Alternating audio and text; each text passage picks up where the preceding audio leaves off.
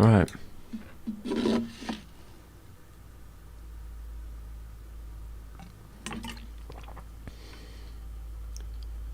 Okay, I think we're good. Hiring a rug doctor machine is easy. Quiet you.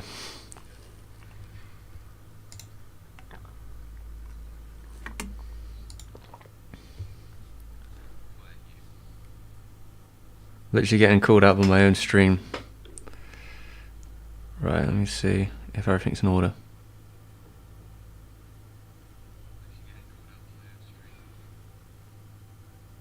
Hello, hello, hello, hello, hello, hello, hello. Hello, everyone.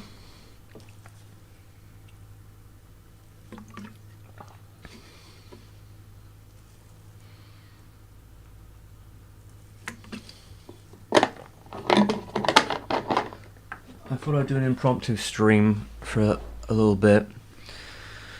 Just to give some minor updates. And see how we're doing. Oh, I'm getting confused. I've got like two things in front of me. Where's my audio coming from?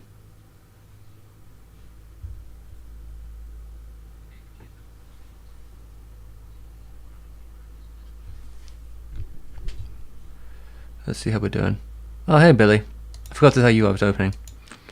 Let's move. Oh, it's there. Okay, there we go. I was getting like echo on me, and I didn't know where it was from, but now I do. So let's see. All right. Hello, Daniel. How you doing? Good evening. Good evening, Flugmorph. How's everyone today? Is it a new setup? I don't know. This is the room I stream in. For now. I thought I couldn't do this today because I'm having some guests over who are staying in this room, so I have to move everything out. But luckily, I was able to sort this out, so the room is clean, and I can move this computer out of here in the morning. Alright, that's probably enough water for a while. Right. Let's have a look here. So yeah, I'm doing well, Daniel. Good to see Flugmorph. Favourite condiment? I'm not really a big condiment guy, if I'm honest. What was that, like mustard and ketchup and all that? Tomato sauce? I don't know. I'm not really a fan of any of them, if I'm honest. I mean, shout them in the chat at me, and I'll tell you. But I don't think I'm huge on any of them. Yeah. So hello everyone. Yeah, Billy. I'm slurping away. That's what I do. How you doing, Billy? Studio Ghibli. Yeah, I know those guys. Not literally. Though I think it would be funny. I've always wondered if I ever get like that to that size where like you get like a representative talk to you. Maybe it's from like the branch that you live in, like like the UK branch of Ghibli or whatever, and they're like, hey, would you like to do some sort of promotional deal or some, I don't know. I don't even think Ghibli does that sort of stuff, but you never know in the future, right?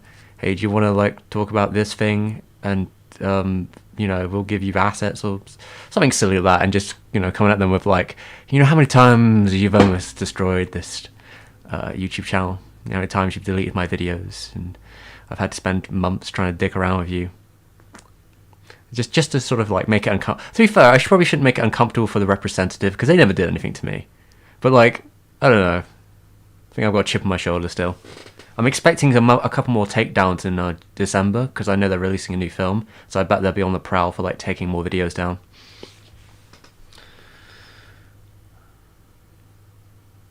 Right, where am I at? I've got to make sure I'm on the right chat thingamajig. Let's see, where we at?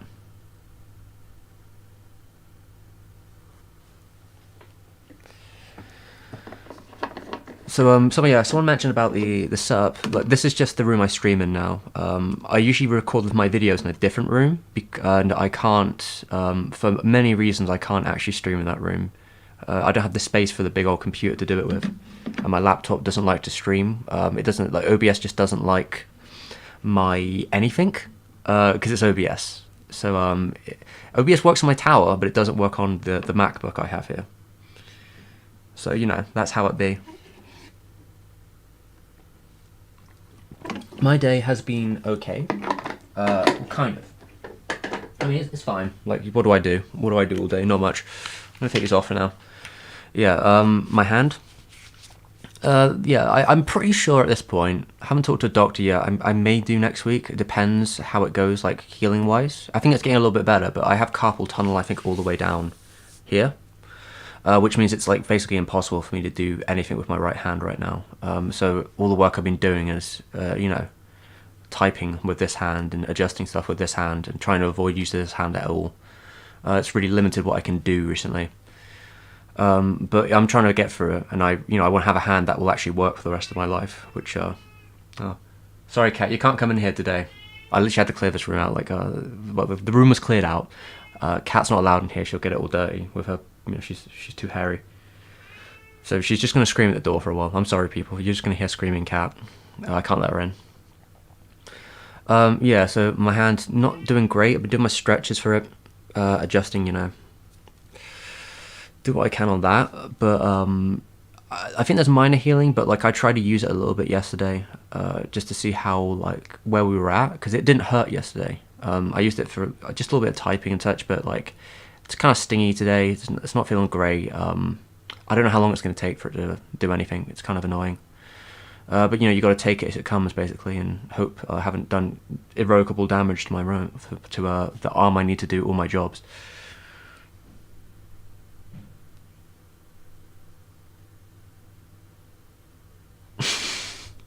Hairy shoulders. Yeah, I don't know. I guess my shoulders are just covered in hair. I'm not really sure why. They just always have been like that. That's WoW style cloth armor. Yeah, this is what I'm wearing. This is my WoW. This is my WoW clan. I don't know. Is it this? Yeah, this is. It's all armor. I don't know if I did much in particular to my arm. I think it's just like you tend to get carpal tunnel from like overuse, which, yeah. And this kind of happened during the Satoshi Kon video. Just too much overexertion of the whole wrist and the area around it. If it be like writing stuff out, typing, editing, drawing, animating, so it just became a big real burden on it at the time. And I think I did some other overexertions. My mouse at the time was kind of shit. I bought a new mouse, but the old one was a bit iffy, and I think it just, yeah, a lot of excess strain on it. And since late August, it's been going up and down my wrist. I don't think it's had a proper amount of time to heal, so it's pretty sensitive. And yeah, I'm not really sure what to do about it, really. I can just wait. Right now I'm just trying to let it heal, trying to not use it very much, as little as possible. Hopefully for it to, like, fix itself up. But if not, I'll have to talk to a doctor about what I can even do.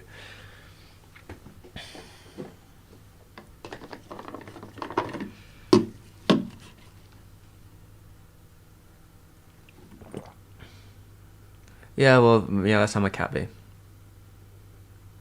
You guys are a little too into the shoulders. Too much talk about shoulders today. I don't know, guys. You got a shoulder fetish or something?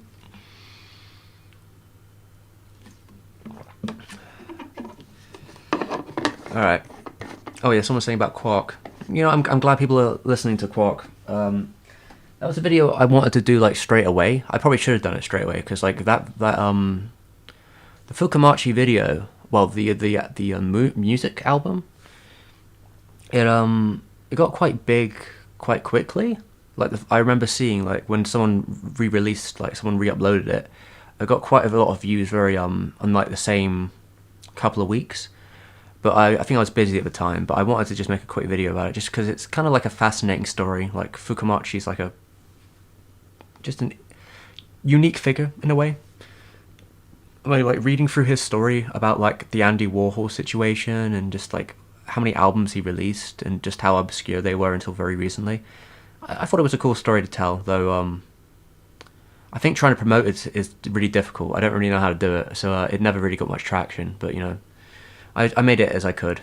What can you do? If I was better at that stuff, I would probably be able to get more views on such a video. But live and learn.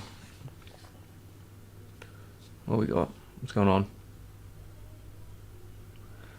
Someone's asking about animated movies. I don't have anything. I don't really think in favourites, if I'm honest.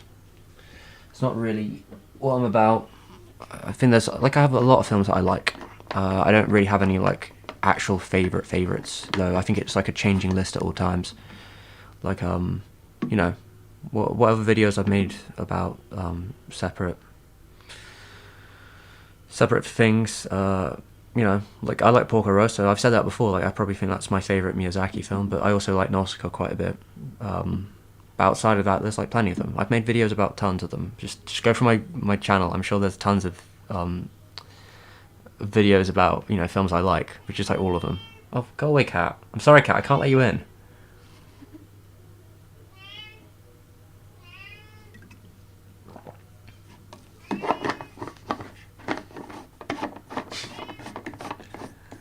Oh yeah, Billy. I know you're into shoulders. Go away, cat.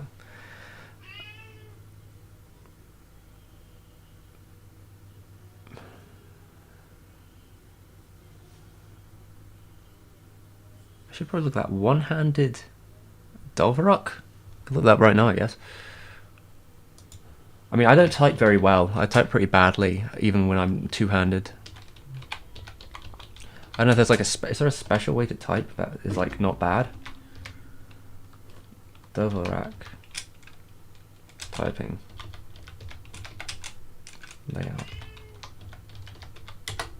Let's have a look. What is this? The one-handed Dvorak keyboard layout optimizes one-handed use. Your fingers are placed in the center of the keyboard, where the most common are arranged easily within the QWERTY, aka the FGHJ layout. Is another option.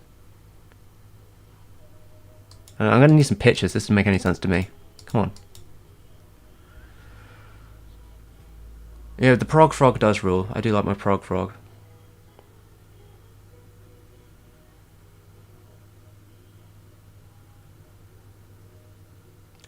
Do I do I like fishermen's? What, like the ones that catch fish in the ocean? I'm a vegetarian, so like I'm ambivalent to people who fish. It's not to do with me. So yeah, I don't know what you're asking. Unless you're asking about something else that's not called fisherman's, but maybe fishman's.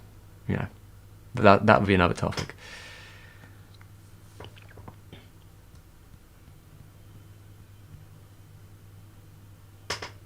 Fukamachi, I mean, if you just type Fukamachi into YouTube, like thousands of his albums will come up, depending on what your like preferences. Like the funky stuff, like the funk prog stuff he did in the 70s is pretty interesting. Then a lot later on it becomes very synth orientated, very like prog synth. Meow, yeah.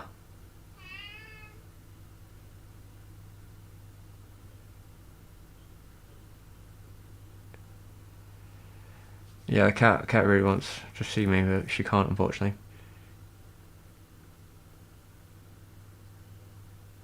Again, anyone asking about favourites, I fucking couldn't tell you. I literally wouldn't be able to tell you off the top of my head. I moved too fast. I like know of things that in the past where I've been quite fond of. Usually I think more about like what has left the biggest impact on me, but that doesn't necessarily mean that I'm still listening to that or not. I can't do it off the top of my head. Realistic, I just can't do it. Like the list would be too like stuff I listened to 5 years ago, which I don't even know how I feel about half of it anymore.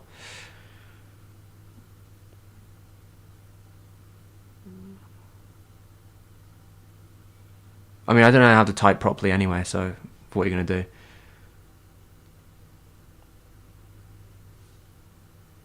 I'll come over and nap with your cat. Yeah, maybe, Billy, you come over and you can nap with the cat. That will mean that she stops bothering me.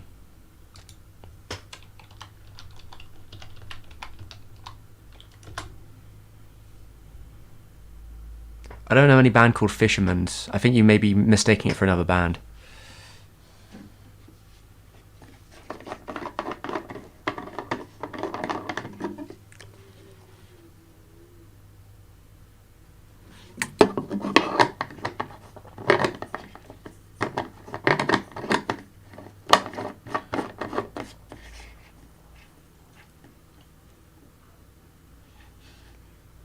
Alright, Alright, so yeah, like today has just been pretty casual, I guess. I do have a rough script going for another video that hopefully will come out in November. I just finished, well, refinished, I should probably mention, I should probably plug this. In November coming up, so like in a week's time, maybe like a little bit later than that. I've made a video that should be coming out then. It's not going to come out until the proper time, right? Which is, I think I mentioned it last time. It's about a film called Legend of Hay. It's a Chinese animated movie. It's pretty good. I think the series itself, there's a series, there's a movie. The series is really interesting. The movie is pretty good. I think the people behind it are worth checking out. I think they've done a lot of great work.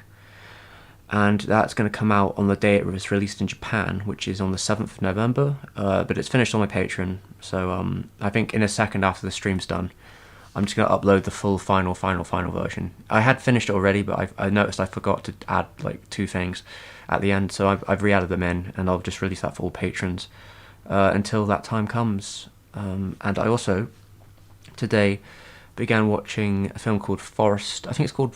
what was it called? It has like several different names. It's kind of like Forest Piano, or like The Perfect World of Kai, I think is another version I've heard of it being called. Piano no Mori, I think it's also called.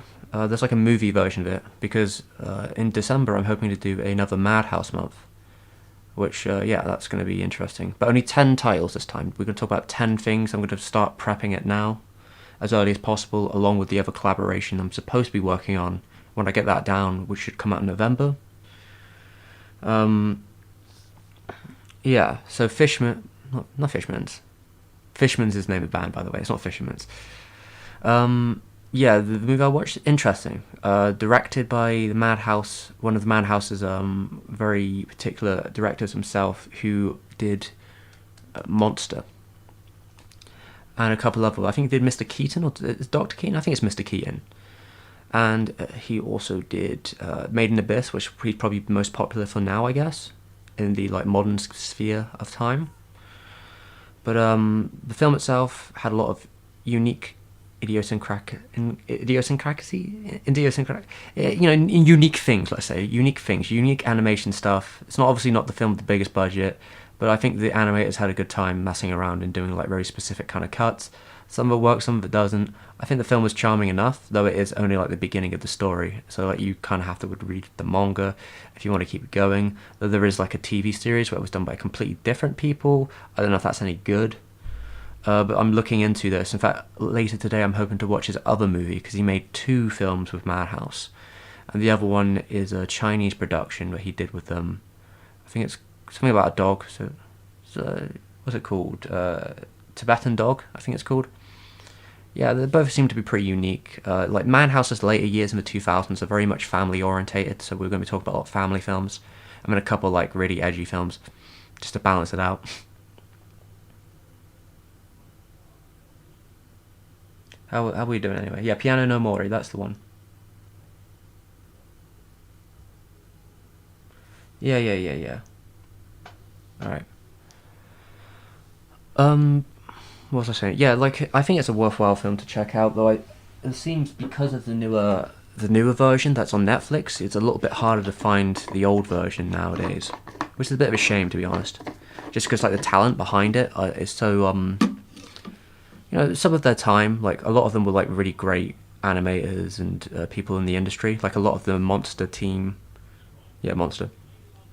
A lot of the team sort of followed on to work on that film.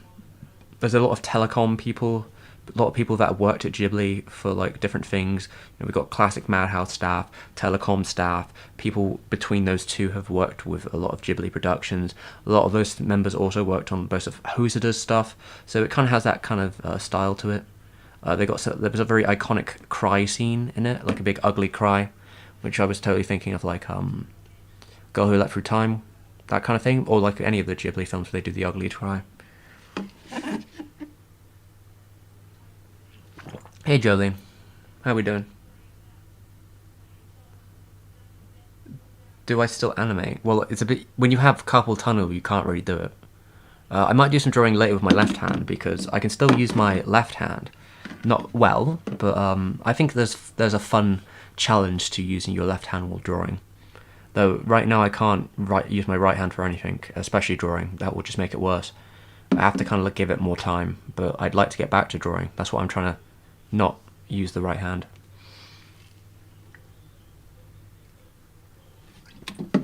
Are there callback Scooby-Doo monsters? This is a random question. Someone asked this in chat.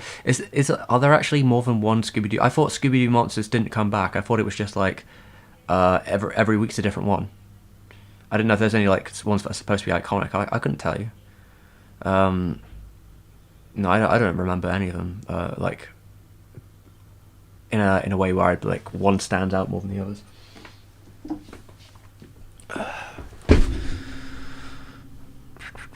Let's have a look here.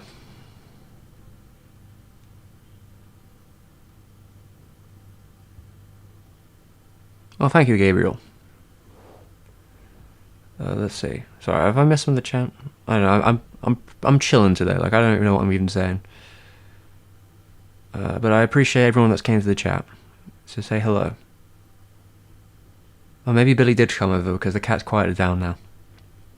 I know Billy, by the way. He's not just a random stranger. I actually know who Billy is. He's a friend.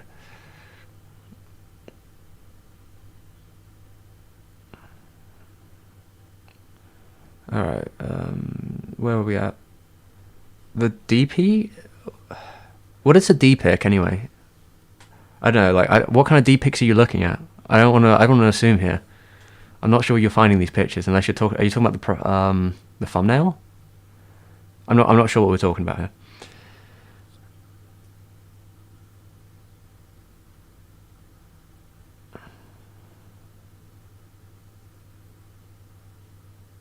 I'm the cat's friend. Yeah, Billy, keep being the cat's friend. That'll keep her quiet.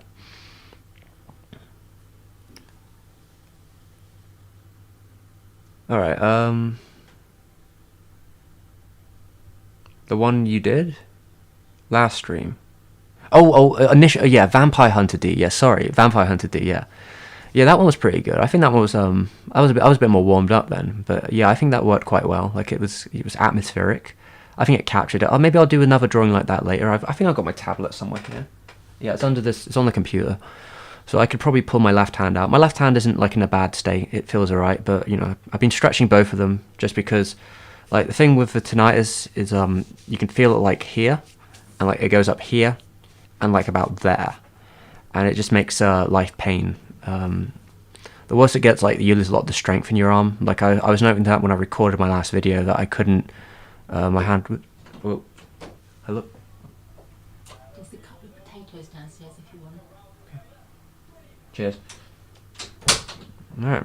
Looks like I have potatoes if I want them, but I might get them in a bit.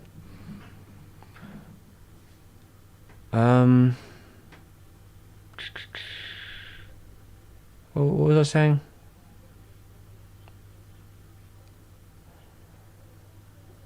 Yeah, I completely lost track and thought there. Yeah, more. I'll do some more drawing in a bit. I'm sure. More left-handed drawing. More. I'll pick a character. I'll think of something. By the end of this conversation, I'm sure I'll pick someone that I could draw. I have 2 screens here, so I can actually see stuff. So that's cool. Yeah. And someone asked about. Oh, okay.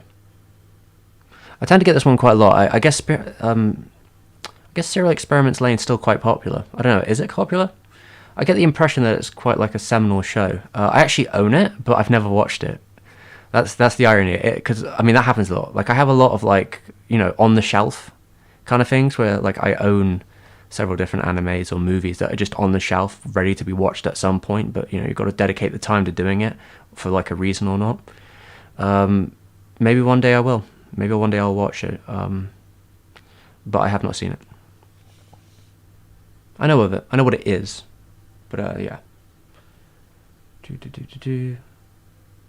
yeah, someone's asking about. Okay. Yeah, so the 10 films I'm going to cover.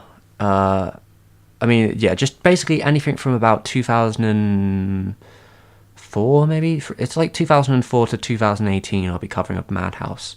So the film The Princess and the Pilot will be something I will talk about. I'll make a video about it. I haven't seen it yet, but I plan to watch it soon enough. I'll get to it. But yeah, I think a lot of the last Madhouse films that they released, some of them are quite unique, I think, in their own way. Like for what they are, a lot of talents really starts to get formed. Like you notice like really specific people who went on to do some pretty prolific things afterwards, or lots of different examples. Yeah, I think it's worthwhile. like, but yeah, they do definitely pull towards the family side. Like, I'm very interested in actually getting to finish watching Rintaro's final film. He did a CGI film. It came out in like 2009. Like, I think it's the first CGI film that Madhouse ever did, but first and last, if I recall correctly. But like, they worked with some people who were like British on it. I was kind of trying to find them because I thought the most interesting thing to do for a video like that would actually be to talk to someone who made it. And I did try and track them down, but I've never been able to like successfully get any like contact out of them, unfortunately. Maybe I'll try again before like the month is up, just to make sure I can do it or not, because it would be worth it. But yeah, a lot of those films do really skew younger. Not in a bad way. Like, the piano film's definitely more family related, but it definitely has a couple edges on it which don't make it as clean.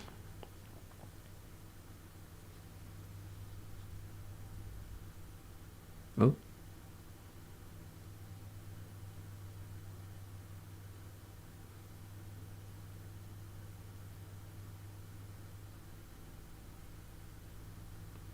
Let's see where we're at. Draw Cobra from Space Adventure Cobra. Maybe I could. I vaguely know the character, though I haven't watched too much Cobra. I think I actually do have. Again, it's one of those things where I actually have some Cobra movie. I think I've got the Cobra movie somewhere, like on a memory, like on a hard drive or something. But I didn't watch it. I think I watched like the first minute or two of it, like that he's in a bar. But yeah, that was it, unfortunately. So sorry. But yeah, maybe I'll think of something to draw by then.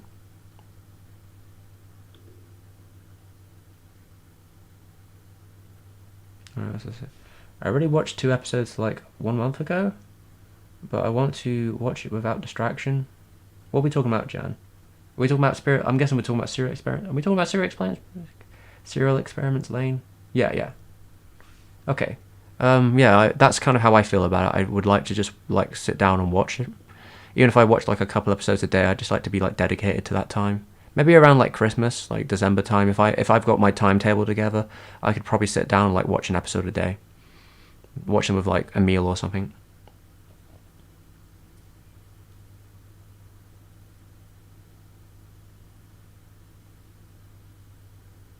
Yeah, Dosaki directed the movie, didn't he? And I think he did this. Did he do the series as well? Because there was like a series around the same time. So like Space Cobra had like the TV series and the movie coming out around the same time. I think the movie came out first, but I wouldn't be able to tell you that. Oh.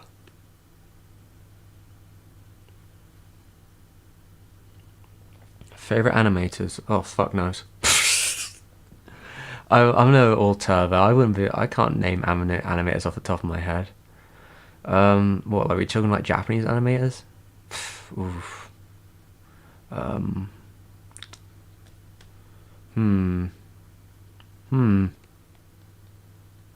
don't know. I don't know if I pick favorites.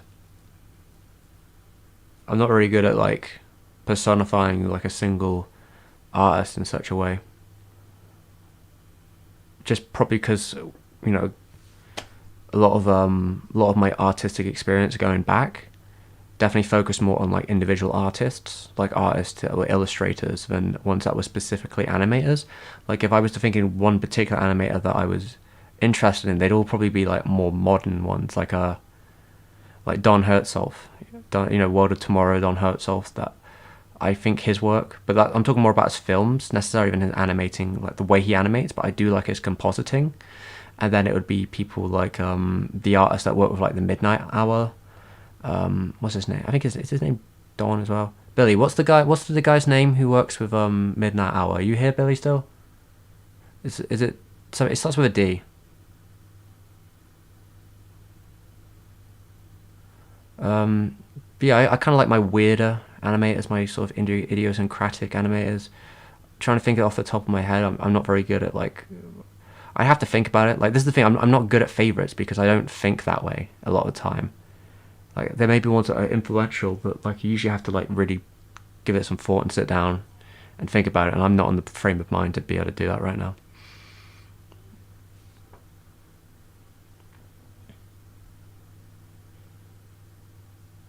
Okay, so the series came out after the movie. That's good to know. Ah. Well, Anne of Green Gables. Yeah, I know Anne of Green Gables. I've watched a little bit of it. I may watch it all one day. Maybe I will. I don't know. Like, it's the thing with like a lot of this World Masterpiece Theatre shows is that they didn't come out in like England or America a lot of the times. I think Anne may have come out in Canada at some point, but yeah, a lot of those shows just kind of skipped over us as a country, so they're much harder to find. Though there's definitely ones.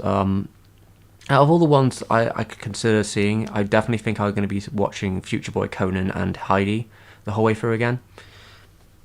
I've seen a good chunk of both of those shows, but I want to sit down and really get into it. I was hoping, I believe that Future Boy Conan is supposed to be like on YouTube soon, like officially through a network. But I don't know if it's going to be in my region. But it might be at least in American. If it's in American regions, I think I could justify making a video about it because it'll be more accessible for people, and I can just figure my own way of finding it. Maybe I have an uncle or somebody who can find me a copy, or you know how this goes. I know a guy. But yeah, Anne is cool from what I've seen of it, but I haven't watched enough of it to have like a really strong opinion of it. It seems like from the first episode it's very methodically slow, very Isao Takahata in that way.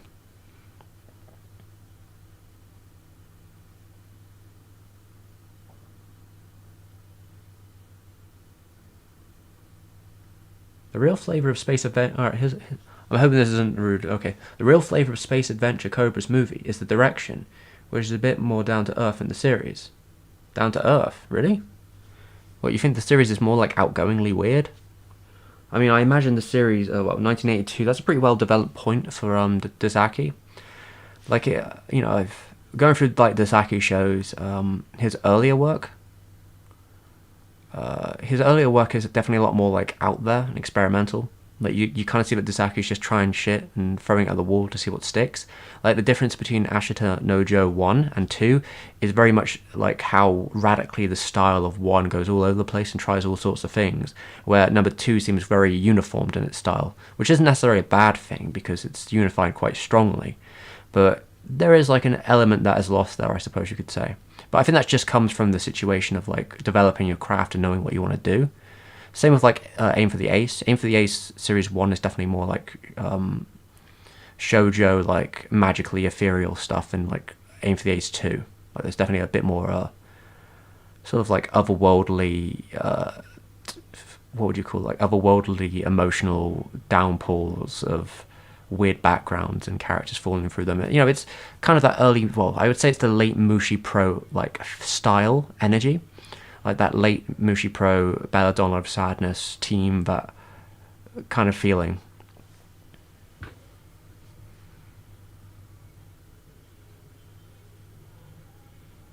Oh, did they in Portugal?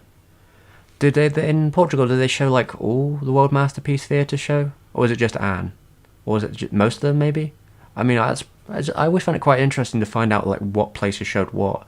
Like in the past, I was told that Marco, or In Search for Mother, I think it's called, 3,000 Leagues in Search of Mother, that's very big in Spain, supposedly, with Heidi. So Heidi's like big in like most of Europe besides England, because we never got it. But like in France and in Germany, I hear like it's pretty damn popular. Apparently even in the Middle East, a lot of this stuff got very popular. All but where I live, eh? But yeah, I'm always kind of fascinated by that, like what shows became like, icons of those eras, like of those areas, which don't necessarily translate as much to other places.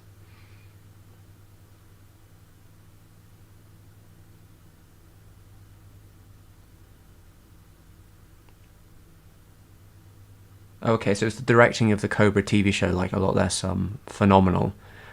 It's possible that it has to do with involvement in timing and nightmarish situations like that. I know that TMS at the time was probably a little bit over the place by the sounds of some of what was going on, so maybe there was a bit of a struggle, maybe a touch and go position at that point. But yeah, I'd be interested in checking out the movie, definitely. Oh, okay, so Anne, Conan, Markle, Belle and Sebastian, most of them I think. Oh, okay. I wonder if Heidi got there as well. I mean, yeah, I think it's worth going. Like, again, Marco seems like a pretty cool show. Again, it's like more dedicating to time. Like a lot of them are pretty long, you know. Besides like Conan, I think Conan is I think Conan is 24 episodes, 26, 24, one of those. So it's not like as big of an investment as like a Heidi, which is like 50, and the rest seem to be kind of around 50 usually. Which, you know, fair enough. Where are we at? Oh, so in okay, here we go. Argentina, we had Heidi Mark. That's really, really interesting. I really like learning this sort of stuff. World Masterpiece Theatre was like so big internationally. It's just like it's not a thing here, and it probably never will be a thing here. Because even like in comparison to America, if something came out before 1984 in England, you're very unlikely to ever see a release of it. Very unlikely. I'm still baffled that I was able to get like a Belladonna and like the Anorami trilogy, which I was actually able to buy in England. I was really surprised that happened, though there was definitely a period where it didn't look like it was going to happen. But I think it's because they were released through like non-anime labels. They were released sort of like through separate situations. I think it was Eureka that released some of them. I think Belladonna maybe not though. Belladonna might have been like one independent publisher. But yeah, that was I think one particular like example to the rule. So you know, sometimes you get that, but most of the time, before 1984, you're never going to see it. Which is kind of lame because there's a lot of great shows that came up before then. But yeah, I would never expect Argentina to be so big on Heidi and Marco, but I guess everywhere was. So fair enough. That's cool though. I really like that. I appreciate it. I mean, I recall like one person on Twitter I know, like a mutual on Twitter, once told me about the story of meeting, not even meeting, like having a lecture with Takahata and Kotabe, you know, who both worked on Heidi, like them coming to their Italian school and giving them a talk on like animation principles and stuff like that, many around like Pinocchio. But apparently, like some of the teachers there started playing like the theme for Heidi. And there was like a conga, and they had like Kotabe in there. They were just like going for it, like playing. Like that's how popular these shows are. That like they are playing these songs to these creators and bringing them in specifically because of their influence on that show and how big it was. I mean, Germany, Jesus Christ, Germany like literally remade the show in like 3D. Like they didn't remake the novel. They basically made a slightly updated version of the 2D version, but in 3D for a German audience. I guess so, you know, they could give it to even younger kids, or maybe it doesn't look as nice, but I don't know, maybe new kids don't like 2D. I don't know what the idea behind it is. It's probably just so they can have the rights for it themselves and don't have to redistribute it through like licenses or some bollocks like that, you know. You know how it'd be. Just like it's like double the license, I guess. Who knows? I'm just speculating.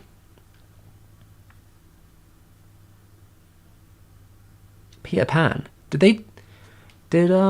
God, that's weird to think. So Nippon did like a Peter Pan? That must be pretty out there. I'm kind of wondering what that Peter Pan would look like. Tales of the Forest? I don't know what Tales of the Forest is, but yeah, there's so many of the World Masterpiece Theatre shows. I read to say that My Country's broadcast of all of them released on DVD, most of them. That's fair enough. Yeah, I wouldn't blame them. Like, if it's popular, they should. I think all of these things should get releases all over the place, but, you know, such is the difficulty with licenses that old, where on places where they've never seen them before. Peter Pan no Bokane. I don't know, that sounds a bit suspicious. Tom Sawyer was huge. I wonder how the Japanese adapted Tom Sawyer. I wonder if there's as many uses of inappropriate language, let's say, as in the original novel. I'd be very curious. I don't imagine there is. I'm sure they softened it out a bit. Maybe they sanded off those edges.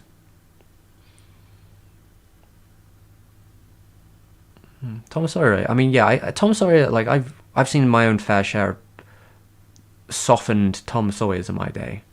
Lots of different animated versions of Tom Sawyer all over the place. I remember when I was younger watching a version of Tom Sawyer. I think it was like a cat Tom Sawyer. I don't know what it was called or something like that, but I recall seeing all kinds of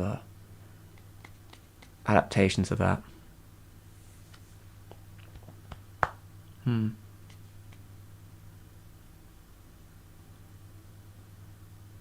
Candy, and Marco. I think Candy's pretty big in France, if I recall, and Marco, I guess, is all over the place.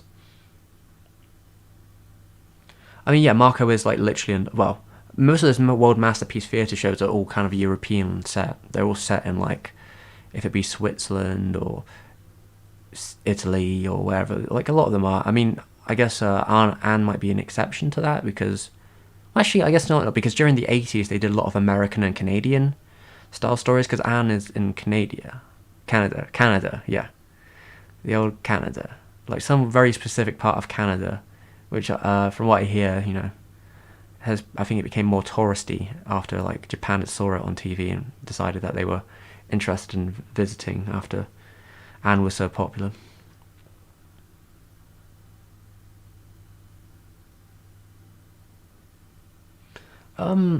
I believe Marco goes on a pilgrimage, but I can't recall where it's from. I know he starts in Italy. Maybe he does go to Argentina.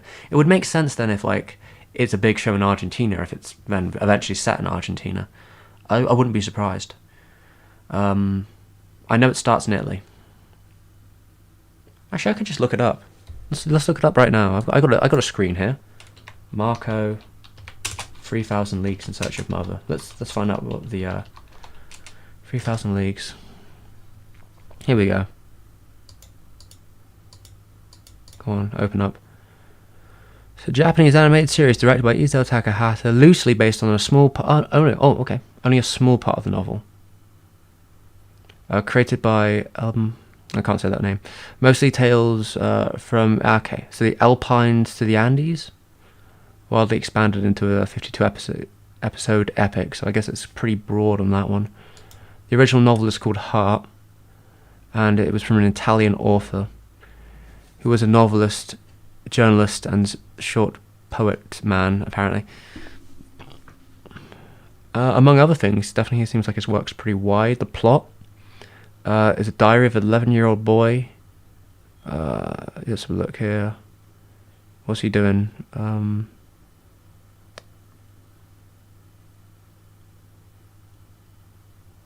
Several different stories throughout children. It doesn't sound like the actual film though, or the series. These stories are given the book and comes up with reading them. Every story revolves around a different moral value. The most prominent, which are those in need, having greater love and respect, family, patriotism. Oh, that's a bit weird. These are called the monthly stories and appear at the end of the school month. Okay. I feel like that this not necessarily giving me what the story is really about in context to the anime version at least. Okay, the series apparently is very popular all over the world. Movie later remade into a feature film. It was released in 1999.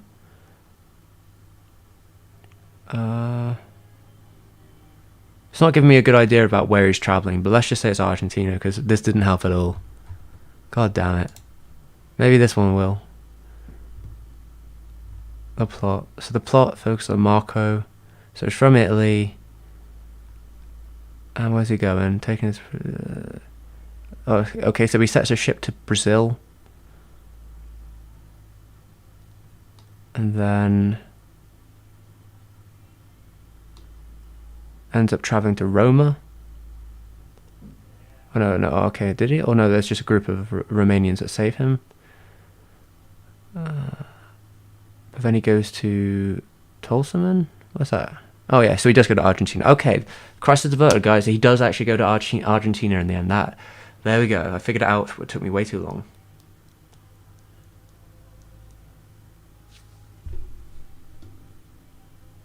Let's see, where are we at?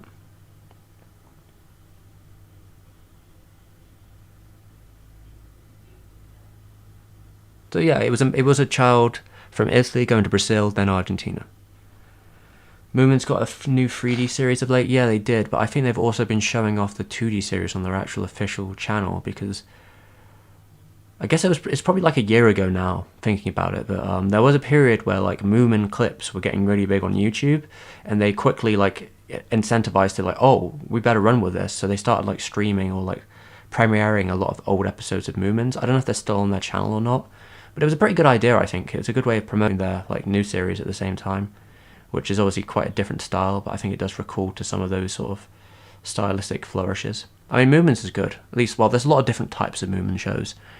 I've seen one of the films before. I actually saw it in the cinema. I think it's the one where they went to, I want to say they would go to Italy. I want to say they went to like the Riviera, I think it was. Is that in Italy? I hope it is.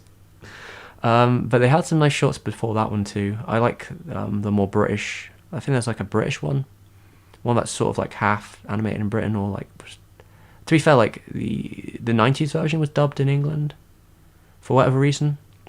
A little bit before my time. They didn't show it on TV when I was younger. I probably missed it by a couple of years. But yeah, the 90s version is pretty cool, but there's just so many different adaptations of it. I think most of it's fun. It's really chill. Like, watch Moomins is cool, guys. Everyone should watch Moomins.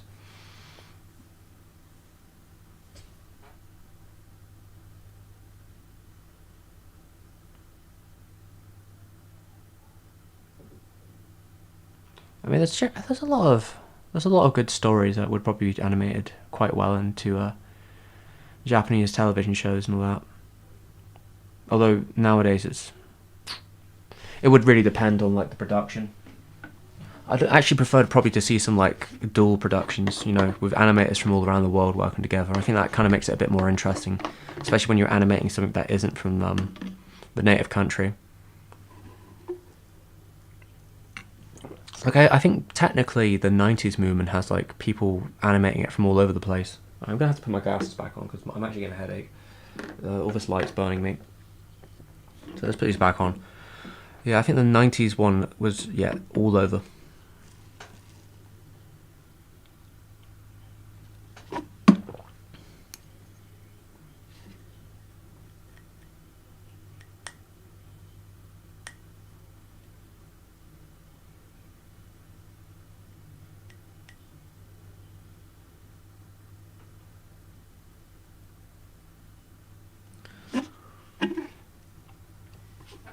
Alright, that's enough water now.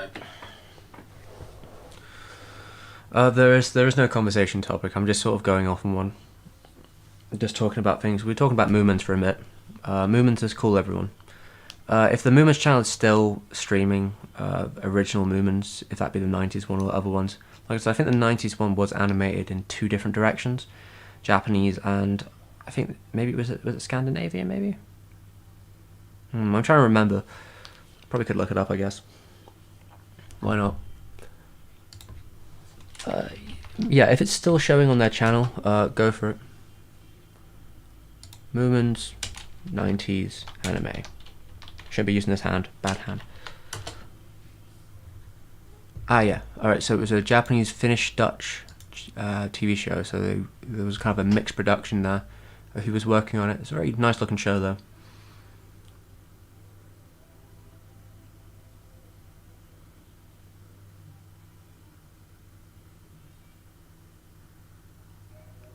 Comment in Moomin Land. I haven't actually seen Comment in Moomin Land. I mean, you can ask chat. Does anyone recommend Comment in Moomin Land? Do we have any people who are like experts in Moomins here? Because I'm only had like a passing interest in Moomins, but I like what I've seen.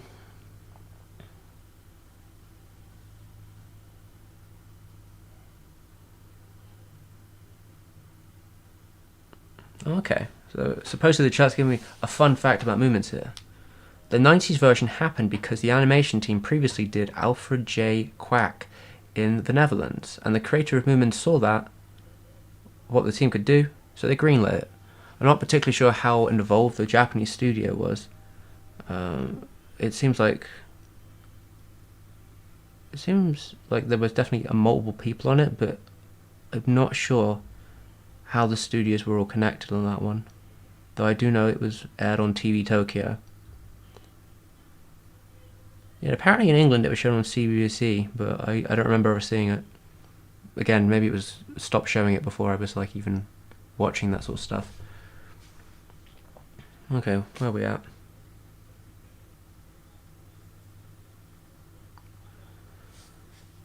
Yeah, Moomins is from Finland, but I think the team here may be a little bit more stretched. Since we Finnish, Dutch, It says Japanese, Finnish, Dutch, which that's quite a wide gambit there of people working on it. Though it's considering itself an anime, but I mean, it seems like there was definitely a wide team of people working on it from all over the place. But yeah, I mean, I don't believe Moomin ever had like an elongated story in the like novels. I think that they sort of went with it, like with the flow. Like Moomin's is very chill. I mean, even in the movies, like when they go to the Riviera, it's pretty chill. Like not much happens, in a broad sense. Besides, they just went somewhere. There's a couple like stories intertwined into it, but it's very mellow. I don't know. Maybe there is a story that I'm not privy to, but that's always possible.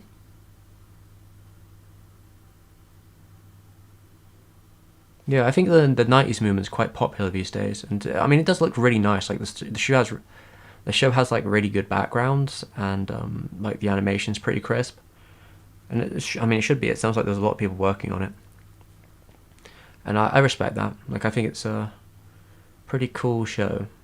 Though there are definitely other versions. I quite like the stop motion one. I think I like the feeling of that one. I don't know if there's actually too many bits and bobs of it though. And then the original '70s one has like its own particular style. Though I remember hearing that the author did not like that version, so it was kind of rebooted in '72.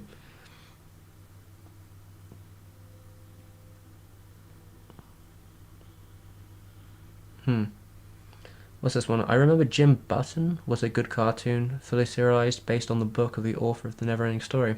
I've never seen it, but I'll have to check it out.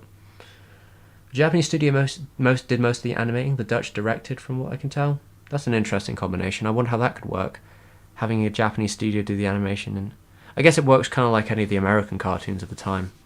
Like, I mean, TMS, yeah, Tokyo Movie Shinsha, they did like a lot of work on Warner Brothers shows back in the 90s, like Batman and Superman, Animaniacs, Tiny Toons. So you'll generally see a lot of credits for like prolific animators from Telecom doing these episodes of like Batman. They did a lot of great work on it. Like it was very legit.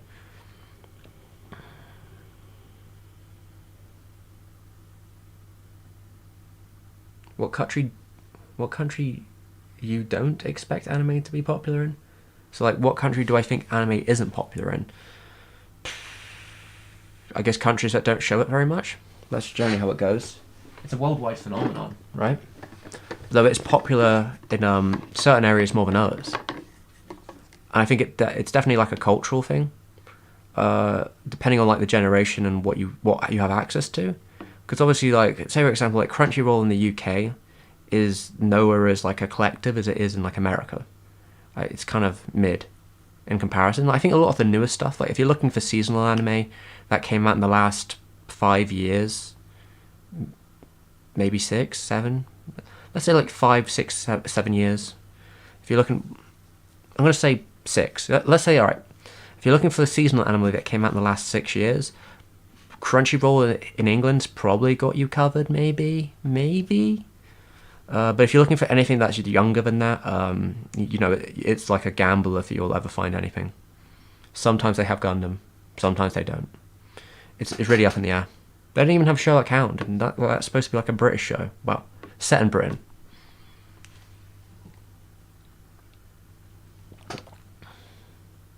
Neverending Story could be in a good anime. I mean, it was a film though, so.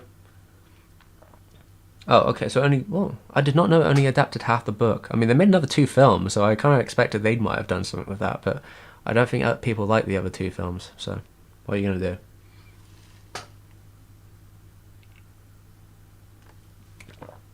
Remember, there was an episode of So this is the chat saying that there was an episode of Moomin where a kid used a magic hat to turn into a weird creature. Sounds about right. That sounds very Moomin. Some of the animators are from Ghibli, so that explains why a lot of the 90s series looks pretty stellar. I mean, when we say Ghibli animators, they could be from all over, right? Because Ghibli animators do work all over. Like I was saying before, like Telecom and Madhouse people have worked on a lot of Ghibli projects as well, but I wouldn't be surprised. I mean, I think some people do conflate the style. Sometimes they look at the Moomin show and go like, kind of looks like Ghibli, but realistically in 91, 92, Ghibli wasn't like the powerhouse it is today in terms of like worldwide popularity. So unless like the individual artist, the Finnish artists there were just really interested in like obscure tapes of Nausicaa or something, I don't imagine there's like a hugely direct coalition besides the people who've just happened to have worked on both.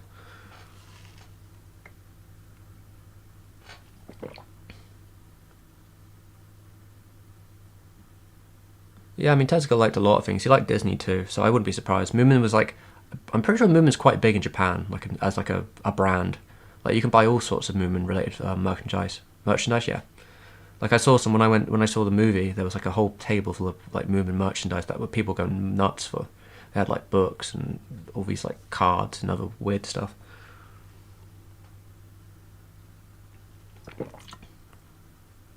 Alright, someone in the chat saying, I'd wager anime isn't as big in Africa. From what I've heard, that is completely untrue. There's definitely, I mean, I've talked to people from Africa who are definitely big into anime. Though getting it can be quite difficult, depending if it's not shown on TV. Well, it used to be back in the day. Not sure about now. I've heard stories, spending all day trying to buffer something. But, where there's a will, there's a way, Where there's a will, there's a way.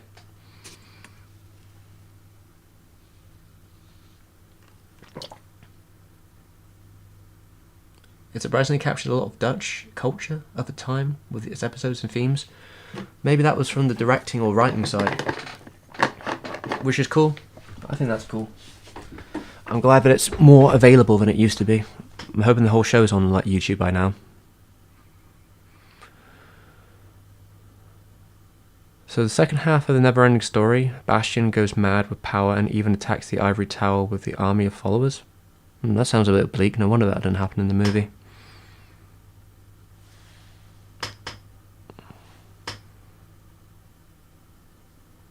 Okay, so that's like the first episode, is it? So the first episode, some weird hat creatures happens. Just I think I remember hearing like some people get like, probably have like those, young TV, when you're young and you're watching a TV show and you have like, you see a nightmare experience from watching like one episode of a show that was really creepy. Even though the rest of the show isn't like that, and it just leaves an impression on you.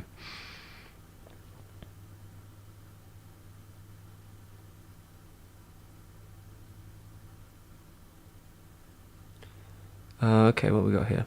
All this talking about popularity in countries got me thinking, do you all know an anime that is set in your respective country or had an episode in them? Well, yeah, Sherlock Hound. Sherlock Hound is set in England, so there's that one. I think there's a fair few. There must be more than one show that's set in England. I'm sure there's like episodes where people go to England in a collective sense of anime. I'm pretty sure there's like a Maid show that's set in England. But I don't remember the name of it.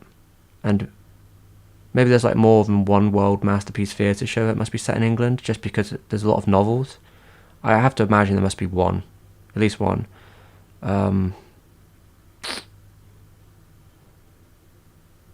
to think now.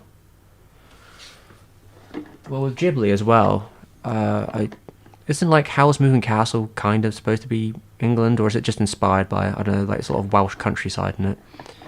But it might be fake world, fake, not real England.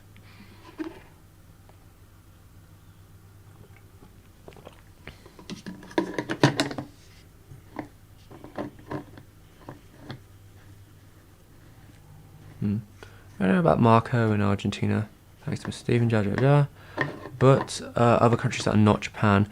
I mean, I'm pretty sure there's a fair few that pick different locations because they're fun. Obviously, like Heidi's set in Switzerland.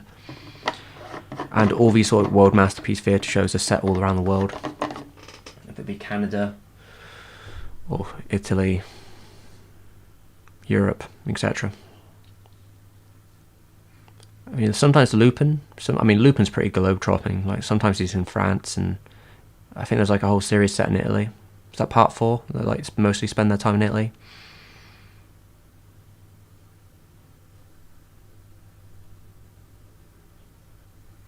Sovereign. Oh, actually, the Dracula film starts like the flashbacks are in Where's he supposed to be from?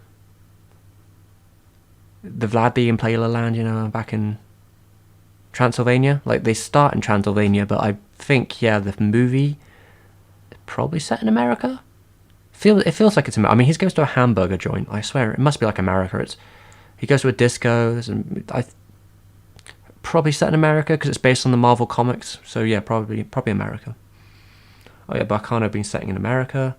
Chrono Crusade had a Portuguese nun character. Oh, okay. Probably known and set in Poland though. No. Oh, okay, but there's technically there's well, that's not Poland, but I mean, I talked about on this channel as well, like the Anne Frank anime that's set in Germany to the Netherlands. I think it's like Netherlands to Germany area, depending on what part you were talking about in the thing.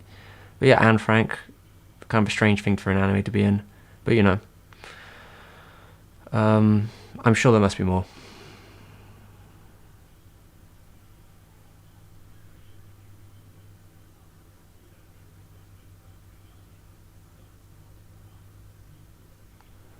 Gogo went to Argentina 2 times in the manga. 1 to kill Juan Domingo person. Okay, interesting.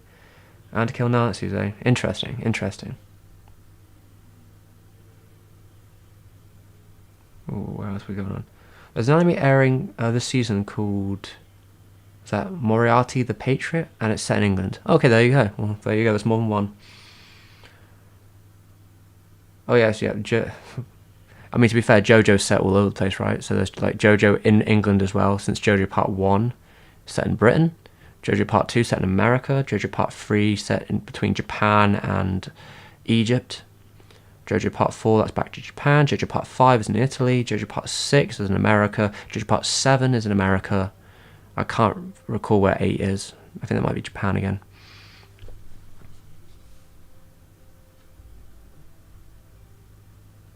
What else we got?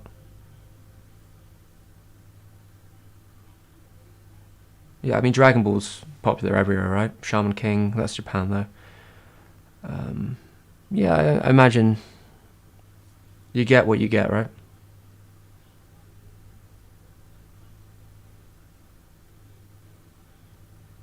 Where are we at? Well, the chat's actually moving too quick for me now. Okay, so from 2000 to 2013, there is an anime block called Hyper that would air things like FMA, FMA Brotherhood, Ghost in the Shell, Standalone Complex, etc. Oh, where's that? Wait, Precise Climber, where are you from? Oh, there was an anime movie steampunkish a few years back where I think it was set in England. The story turned out it was about Sherlock Watson's origin story. Oh, I'm not sure what film that would actually be, but I do know that Steam Boy by Otomo is set in England, Yorkshire. So that's probably another one. I don't know if that's actually about Sherlock Holmes or not, though. But yeah, Steam Boy, English setting. There you go. Yeah, the Anne Frank anime. Yeah, there's definitely one.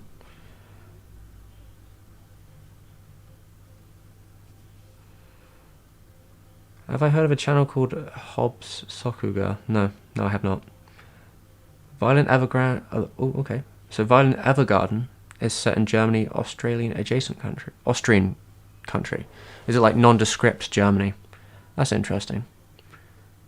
I hear that one's pretty popular nowadays, especially with the movie coming out. Sonic, yeah, Sonic X is set in I think that's not technically our world though, is it? It's like or is it? Sonic X set in the real world, or is it like a fake real world? Because it starts in Mobius and then it goes to this other world.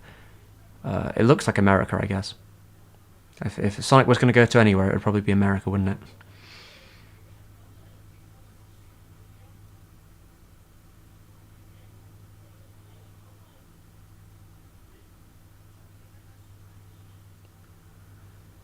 There's a Pluto anime. I think it's in the works, isn't it, the Pluto anime? Isn't that like one of Moriyama's final projects that he's planning to do?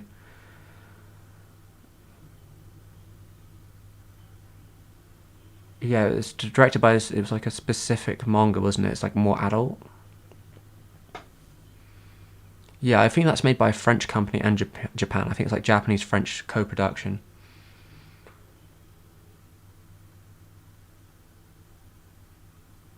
Kino's journey is set in South America. That's pretty cool. God, we've got such a nice collection here. Ooh. Here's another interesting topic. I don't know if I could turn this into a video because I don't know what I'd say, but there is like a fascinating combination of having English bands do openings for Japanese anime, especially during the mid-2000s, and also outros, so this doubles up, right? I had like a list of maybe like 8, 9 shows. I probably lost it now. Of just shows that like begin or end with English rock bands or bands in general, whether they're like I think even this season The Great Pretenders, didn't watch it. I like the backgrounds look nice, but the ending is Freddie Mercury with the song Great Pretender. Is it Ergo Proxy has Paranoid Android by Radiohead. Another anime, if I recall, has like so many of them. Girls on Film, I think, some one show in particular. I have to look up, I can't remember which one. And obviously we got Yes with the ending of JoJo Part 1. So there seems to be a whole collection of these, an absurd amount of them. But I don't really know what to say about it. I just think it's kind of a neat fact that there's just so many like weird British bands that happen to be, maybe, I don't know, maybe the British invasion hit Japan pretty hard. But yeah, that would seem to be quite a popular trend at the time. Oasis is in like the ending of some show. I forget which one. Some anime.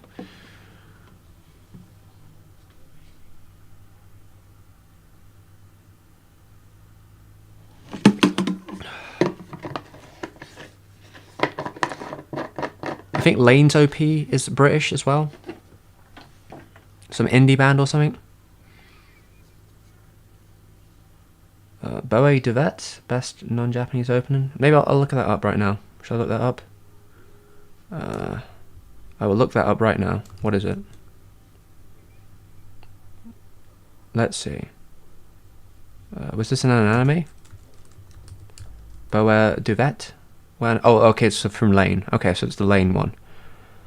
I let you all imagine what the Lane theme sounds like because, I don't know, you know how YouTube be, if I show that, maybe they'll insta-ban me on something stupid because I'm streaming. Oh yeah, maybe Wolf's Rain as well has one.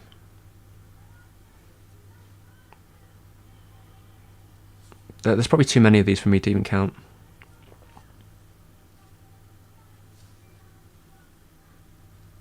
Yeah, Ergo Proxy and Lane's openings. So I thought it was Ergo Proxy's ending that was Paranoid Android. I don't know what the opening is. Maybe they have another band for the opening. Sort of passed me by.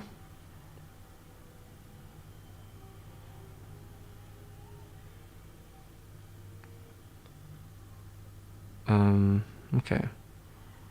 Yeah, Monster. I don't know if is Monster. What's Monster's ending?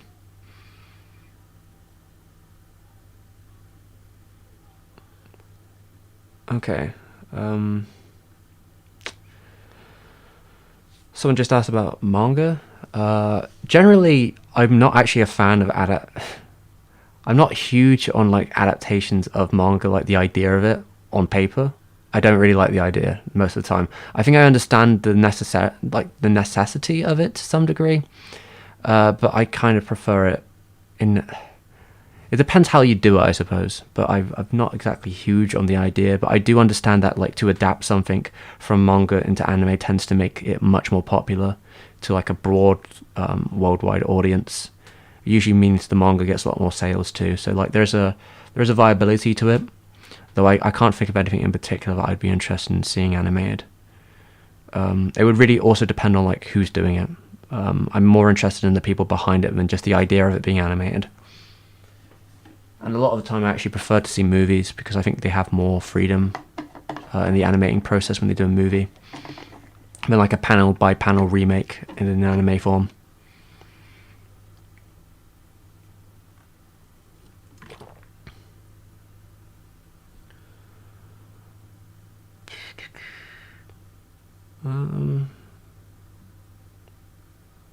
Have I ever thought about using DLive? I'm too much of a boomer to use DLive. I couldn't do that.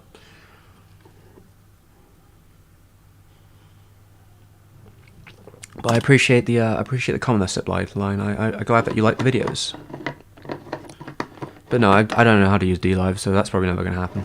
I don't see the utility of it. I don't think I'd much gain from it, to be honest. sing the Can you all in the chat sing the monster theme through the power of typing? I mean, I don't watch Demon Slayer, so I can't really comment on the quality of it.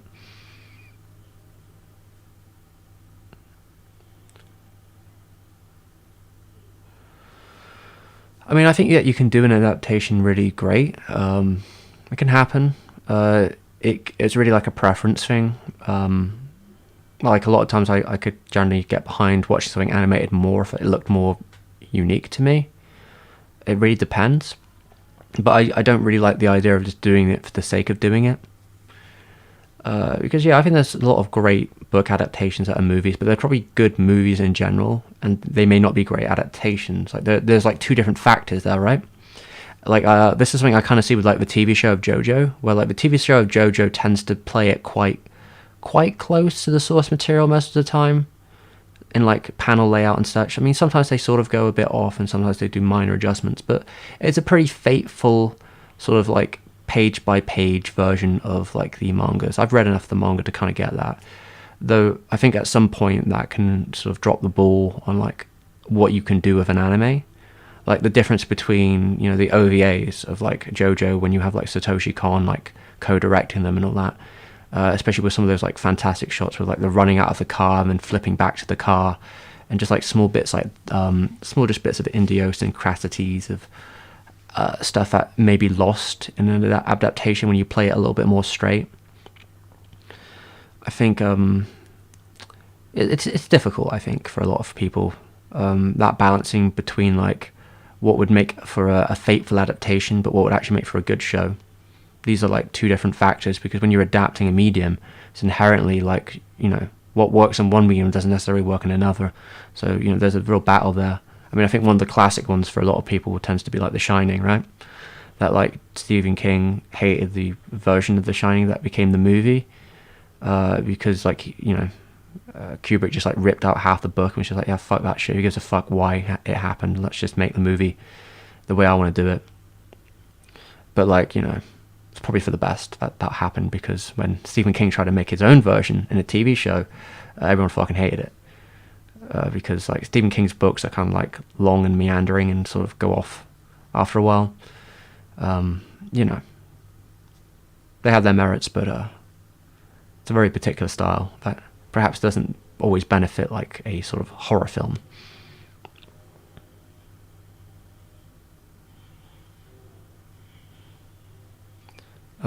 Captain Tsubasa? Wait, Oliver and Benji. Was it called Oliver and Benji somewhere?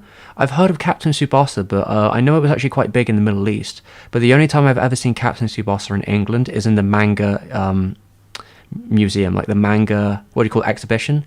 There was like a manga exhibition like a year ago in England, and that's the only time I've ever seen Tsubasa anywhere in England. Which is weird, because like, you know, soccer or football, as we call it over here, football's very big in England, so you'd think an anime of it would have got big, but I just don't think it quite aligned to the popularity over here.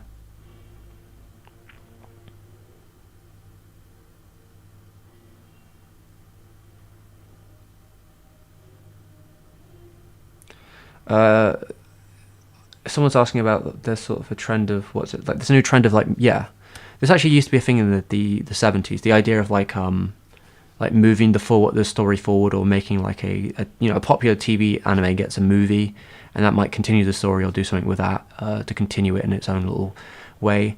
That's generally became more popular because it makes more money for studios when those are like popular franchises, because it's easier for them to get it out to like the rest of the world in small quantities, and it's harder to pirate in like the beginning, at least, when it's just showing on screens. That usually gives them a lot of benefit. It used to, at least. I think because of COVID, that trend may be dying down for a couple of years, just because like it's not necessarily as viable to actually make money as it used to be. I mean, I used to work in the cinema before it got shut down, because no one's going to the cinemas anymore, and no one can really hold the. It's not easy for the companies to actually like, you know, most of them make their money from like food and other stuff, like other bits and pieces that you buy up there. They're not making huge amounts from like people buying tickets as much. So if no one's buying tickets and no one's buying food, you're out of it, basically.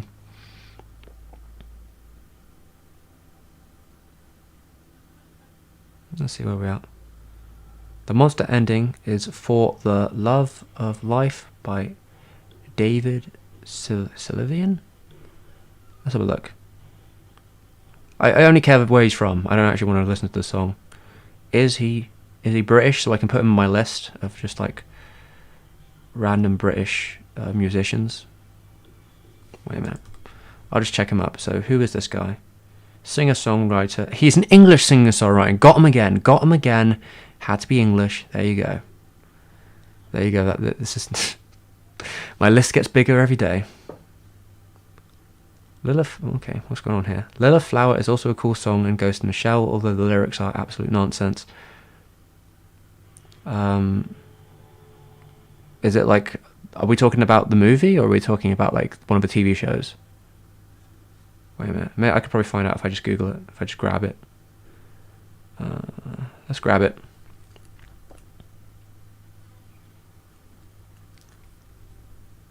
Oh, this is Standalone Complex, is it? Is this like the opening for Standalone Complex? The first one? I quite like that one. It's a good opening.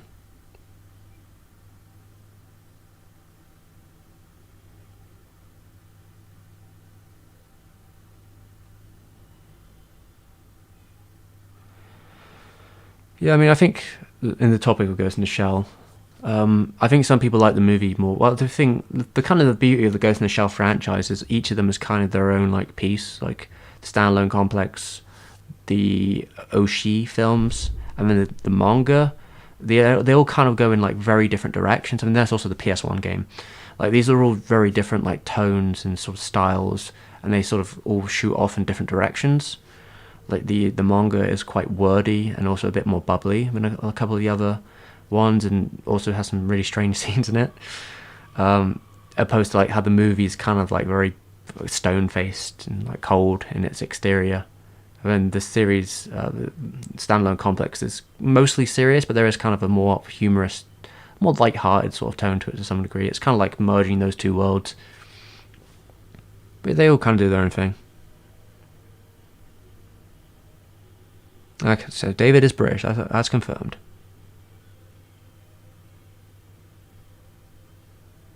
Let's see.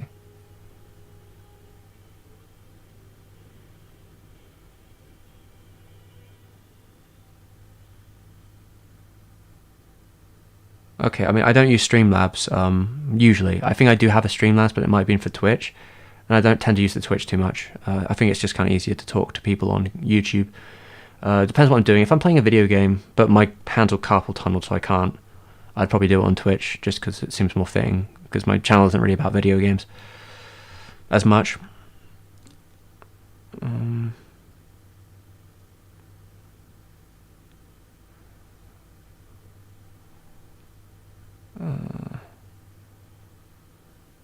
Okay. Oh, was there a manga exhibition in the Netherlands?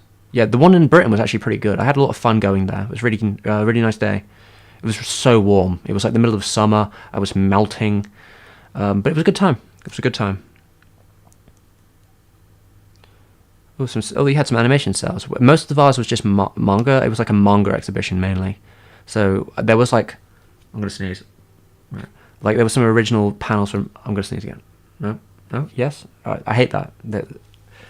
There was like some original drawings from like Tezuka and Toriyama, and it was pretty wide. I had some I had some photos somewhere, but I don't know where they went.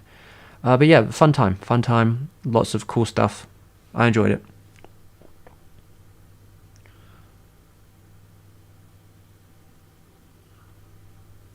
I gotta figure that. What is Oliver? Is Oliver and Benji Captain Tsubasa, or is that just a different name for it? Such a confusing. What is that? I'm looking it up right now. Oh, okay. I guess it just is. That's such a strange change in name. Oliver and Benji. What does that even mean? I don't know.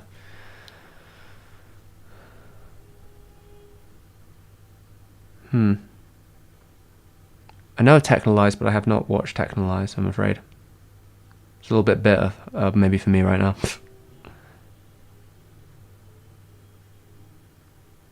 Lupin Part 1 music? Are we talking about the opening, or are we talking about the series compositions? Made fun of it in the manga, if I remember correctly. Some of the music is English for some reason, and the lyrics. Oh, you mean like Lupin, Lupin, Lupin, the third? Yeah, that's I mean, to be fair, Lupin kind of does that as the series goes by. There seems to be some sort of randomly English songs all over the place occasionally. Some of them are pretty good, some of them are not. You know how it be. The series composer is pretty alright though. They keep using the same people for like quite a long time. Lupin's got a lot of great tracks.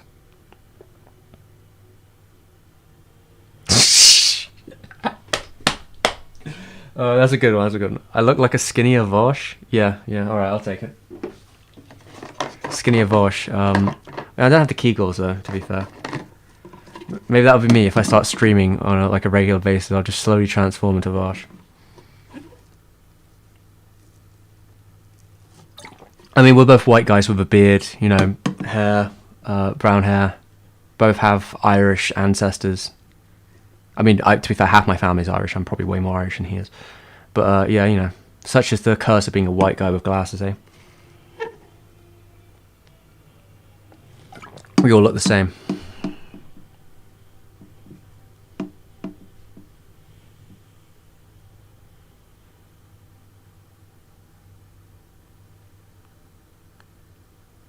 Oh, okay, the chat's moved. This laptop's probably going to die soon. Yeah, the exhibition was in the British Museum. Like, you paid for it. Like, I went up with some friends for the day up to London, and we went around and we had a nice time. Yeah, it was cool. It was a little bit stressful for all the journey and traveling, but it was cool. It was a fun time. Yeah, the Tezuka stuff was really interesting. Just seeing like the whole wall. There was like a big old Astro Boy statue too.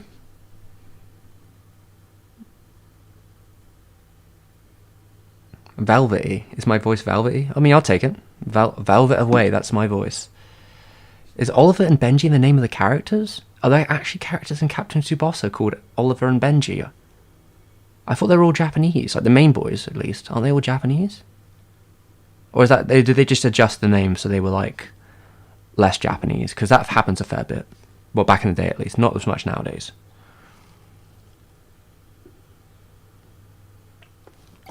There was a small amateur manga exhibition in our elementary school ages ago. But when the Polish manga publishers were just starting out, oh, that's cool. I kind of like that stuff. It's always fascinating to me, like, how something travels to a different country. And that's why I brought up, like, in one of my later videos recently about Mobius. Oh, yes, speaking of new videos, on my Patreon, there's a new video that you can watch right now that's coming out on the 7th. But a video I already did on Mobius and an animation that he worked on. There's like a quote there which I always thought was really fascinating, where he went to Japan in the 70s and he comes back to France and it's like the Japanese are doing these great comic books. They're doing these amazing comic books like Phoenix and like Lone Wolf and Cub, and like we have to get them into French publishing. Like, why are we publishing these things? Why aren't we like translating them right now? This is insane. Like that kind of like grandeur of being like, whoa, what is happening here? And I sometimes feel like that too when I find like the more obscure animated films, because I'm always finding random stuff about. And when you find something that you're like, why don't more people know about this, or why isn't this more popular? It's kind of an exciting feeling, and you kind of want to present that to the world. And there's a couple of situations where I've done that myself, and in the future I think it's going to happen again. I was quite interested to talk about the there's a very particular oil painting animation I'd like to talk about. It's like a short. You can find it on YouTube as well. It's pretty cool. Came out in like '99. I think it won an Oscar. Old Man on a Boat, is it? Something like that. And then also, White Mare from Hungary, is it? Yeah, it's a Hungarian animation called Son of the White Mare. Just stuff like that, like weird stuff that I don't know if anyone else would talk about in the same way. And a lot of Soviet animation as well, I think, is worth probably dredging out, just because some of it's really fantastic. Let's see. Alright, Subba, if you've got to go, have a nice day, alright? No pressure.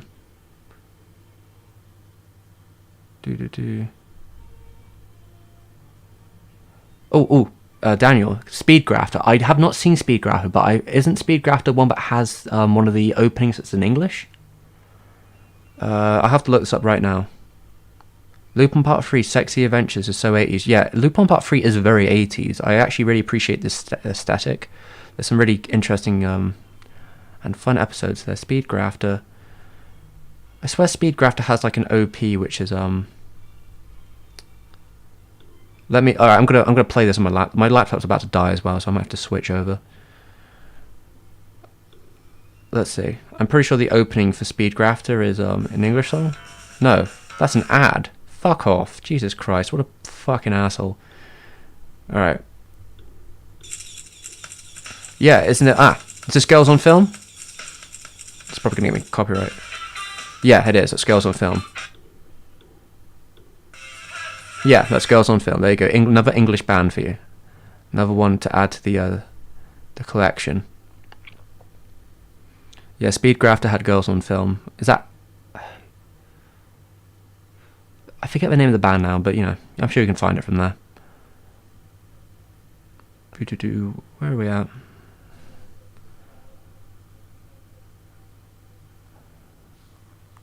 How do you make your animations or talk about how you develop your style?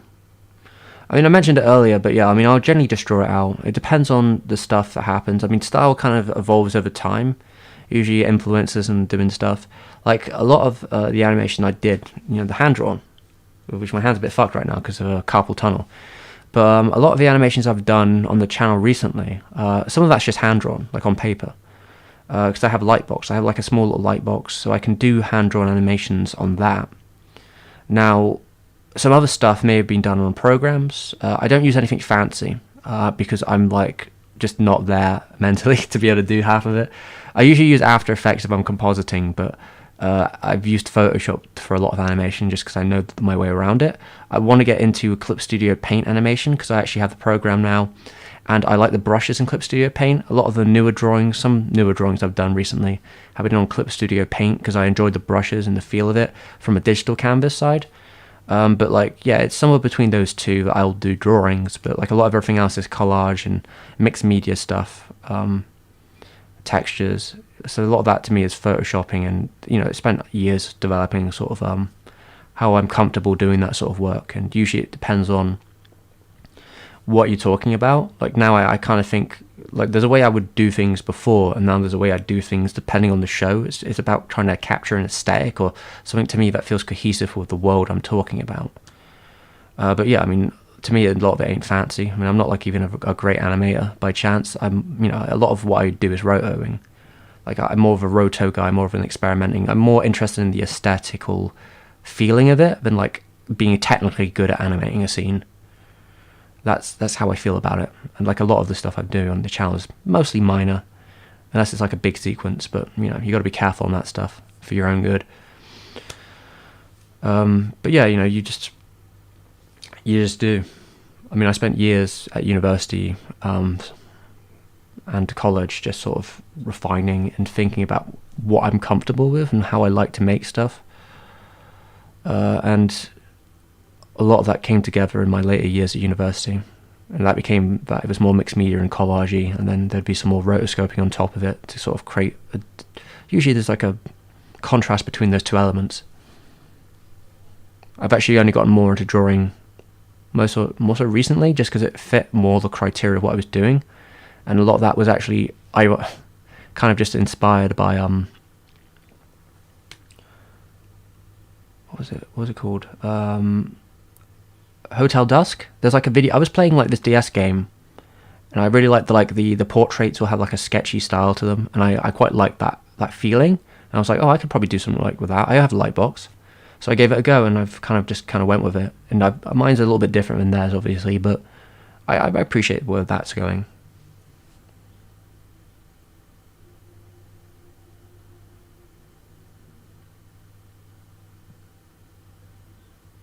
Alright, well, where are we at? Sorry, I've lost the chat again. Where are we at?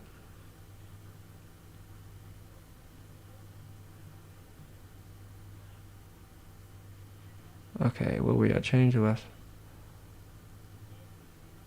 Yeah, so they changed art, so I'm guessing So I'm guessing this Captain Tsubasa was adapted, like, what would you call it, like localized to be more friendly to Western audiences. Hello, Cherry Runner. Coraline. Do I like the... Is there more than one Coraline movie? I've never seen Coraline, the movie. And greetings from California. I hope that everything's nice in California right now. I bet it's nice and sunny. The Old Man at the Sea, I think. Yeah, Old Man at the Sea is pretty fucking cool. Look at the original opening. Not the re-release. They changed it? Oh, I'm not sure what's... Oh, I think that's the re-release. Is the re-release Girls on Film? Was there something before that? I'm a bit lost on it, to be honest. Yeah, the ad's fucking awful. I didn't even know the ad was coming. It didn't warn me.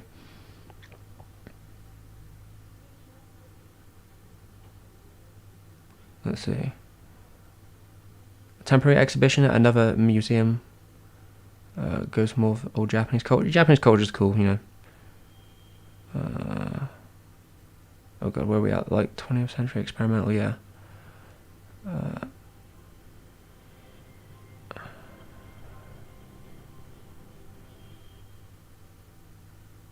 My favorite obscure OVA? I mean, I don't know, like, the ones I'm thinking of, I don't even know if they're obscure anymore. Like, what, like, you know, like, Angel's Egg, I don't know if Angel's Egg is considered obscure anymore. I like, Riding Bean, I think it's called. Riding Bean? Madball... What was it, Madball 39? 38? 37?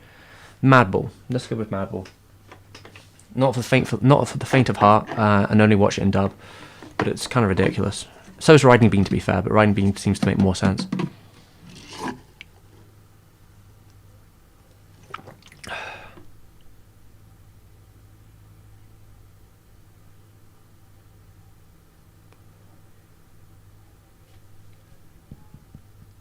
Okay, 80 stuff.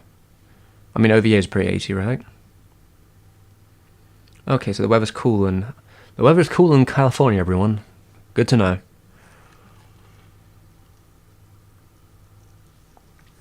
The Coraline movie looks interesting. I remember when it came out, I just wasn't interested in watching it back then. Maybe I'll watch it one day. Let's see, where are we at? The Wikipedia for what? Romeo Blue Skies is an anime beloved in Arabic, starting to feel like Nippon dominated Saturday morning blocks the 70s and 90s before typical anime. Yeah, probably. I mean, Middle Eastern countries have worked with Nippon to kind of do their own things. I know that's happened a couple of times. And also Toei. I think Toei was working with Saudi Arabia last time I heard to make some sort of Alibaba show. Don't quote me on that. I remember hearing about this. It's like a news article. So yeah, take that. Oh, fuck, what did I just do? I just knocked my camera, did I? Something's got to be funny, like this wire here is like really sensitive. I just tapped it, I was hoping I haven't just like knocked my camera off. Oh, okay, no, I'm still moving, so that's good. Madball 34, that's the one. Yeah, I mean, when it comes to OVAs, I can't really think of anything but Angel's Egg sometimes, besides some of the sillier stuff. Like, there's a lot of silly OVAs out there, you know? A lot of, like, California Crisis. I mean, that was great music, great aesthetic, not exactly a great film.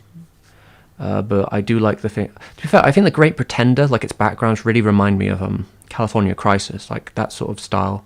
I mean, both of them obviously set in that very 80s lush illustration period. That kind of feeling.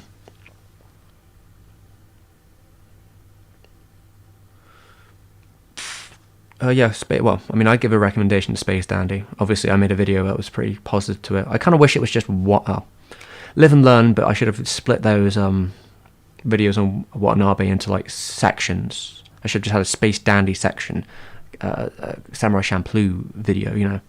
That would have probably done better, but, you know, you learn these things.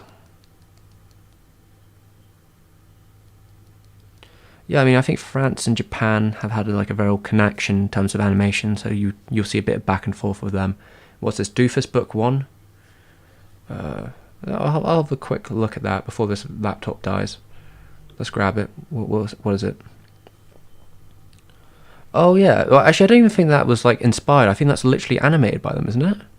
Wasn't that for a Studio 4C working with them? Maybe is it, or am I thinking of something else? I might be thinking of something else. Yeah. Looks cool, I guess.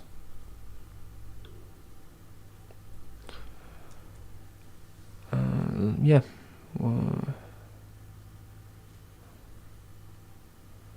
Space Adventure Cobras, yeah. But that's like a movie, right? It's not an OVA. If we're still talking about that, or we're just going to random bits. Isumi Matsumoto passed away 2 weeks ago. Yeah, creator of Orange Road, right?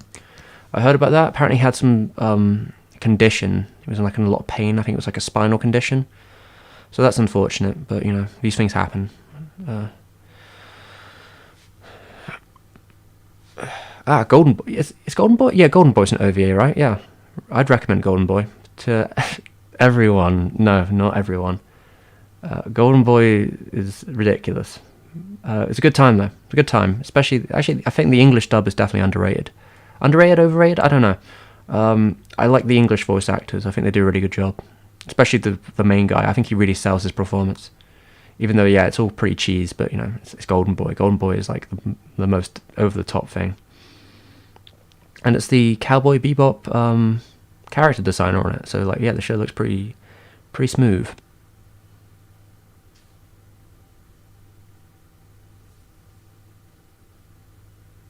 Okay, there you go. That's what I was thinking. So they did work with 4C on was it, how do you say it, Muta Fukas? Yeah, I thought they looked familiar. Well, there you go. There's a Capcom and Tezuka artist crossover going on in Capcom's and the Capcom staff draw Tezuka characters and the Tezuka staff draw Capcom. That sounds really cool, actually. I'd really like to see that. I think Capcom have some of the best artists in the game. What fantastic artists do they have on their side? Like some of the classic ones for like, it's insane. Like some of the people that work for them, especially during the 90s, amazing. Yeah. Yeah, you got to study. You got to study for Golden Boy. Is cool. Mega Man in Tezuka style is super uncanny. Oh, that sounds kind of fascinating, to be honest. I mean, obviously it's not Tezuka drawing it, but whoever's working there. Oh, I wonder if I can I wonder if I can find it. Mega Man in Tezuka style. Oh, this laptop is literally about to die. I don't know how much longer I'll keep the stream going though. I wanted to watch another film before the end of the day to document while I'm waiting on other stuff. Let's have a look here. So Capcom versus Osamu Tezuka art. This is from the Rockman Corner website. I wish I could have it on stream, but I might be able to. Might be able to adjust. The poster looks cool, but I'm not seeing anything else. Try zoom in on the poster. The poster isn't giving me what I want though, unfortunately.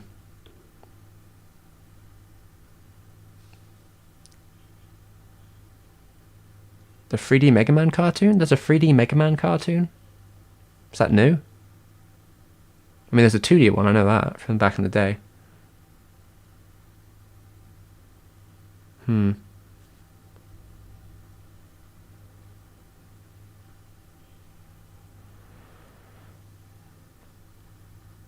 Use the link.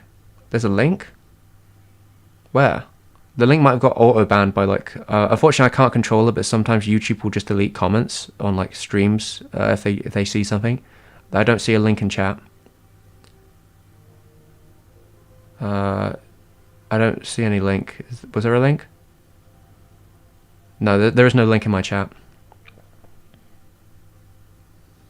3D Mega Man cartoon got one season on Cartoon Network and got cancelled. Oof. I've never seen this 3D Mega Man cartoon. Not good, I guess. I mean, I know there was an anime. When I was growing up, there was a Battle Network anime. It's probably the first time I saw a Mega Man related thing. I remember playing Flash games with Mega Man Online.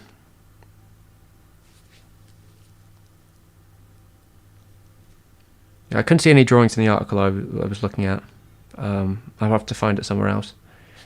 I might have to move this over here because I think my laptop's about to die, so maybe I'll just say goodbye to my laptop and move over to the big thingamajig here. Don't know if the chat's Yeah, the chat's really behind on here.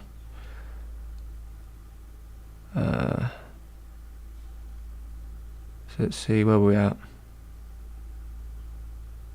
Someone have a link to the Mega Man and Tezuka thing?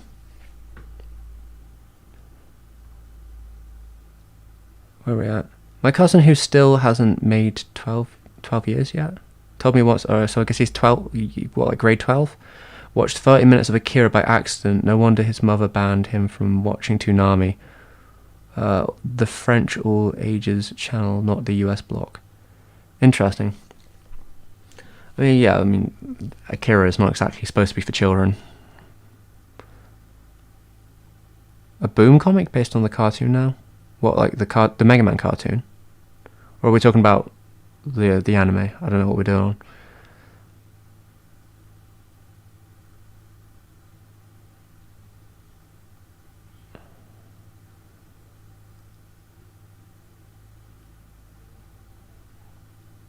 Search for Alright, okay, here we go. I'll see if I can find it here. Let's see, I'm going to have a look at this picture.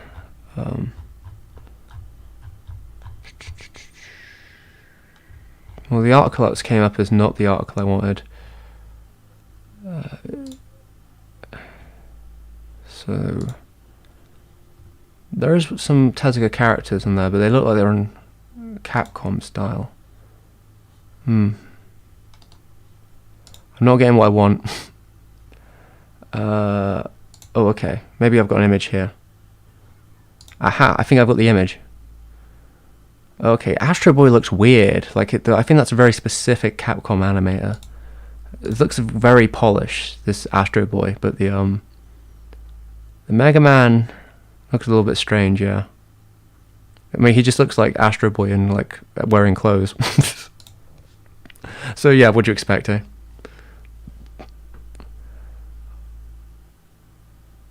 Curiously, what, 100 and 150 years ago, novels serialized in newspapers were very popular. Isn't that how like Count of Monte Cristo was sort of shown? And I think that's the same with like Charles Dickens' work. That's just how it be. Yeah, okay, here we go. The Three Musketeers and the Count of Monte Cristo were originally serialized in newspapers. I think that was the style back in France during that sort of period. It was the style in a lot of places because obviously, I don't know if a lot of people were buying books in the same way that they are today. So I guess you'd read it in the newspaper because you'd get the newspaper. Like, you know, like the Sunday funnies, you know, like Garfield and all that.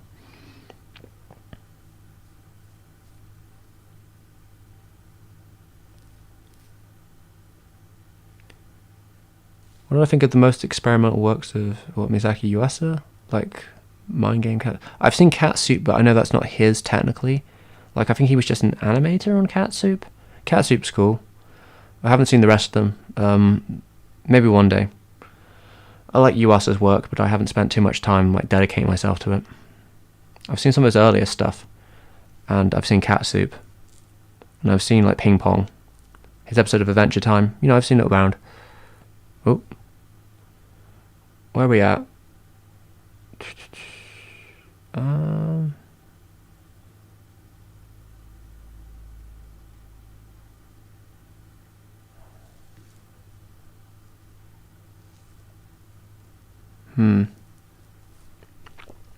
I'm not really sure if Mega Man was once original. Oh, okay. Did I watch any of this? Did I watch Suspiria? I've seen both versions of Suspiria, and I've watched the sequel of the original, which is like, what was it called? Inferno. I've seen Inferno, and I've seen Suspiria, and I've seen the remake of the reboot of Suspiria. Yeah, they're all kind of interesting in their own right. I think there's a lot of unique stuff with the new Suspiria, but I probably personally prefer like the original and stylistical tones, just because I think the original is more to the point, more like kind of more campy, fun. The Goblin soundtrack's pretty cool. I appreciate.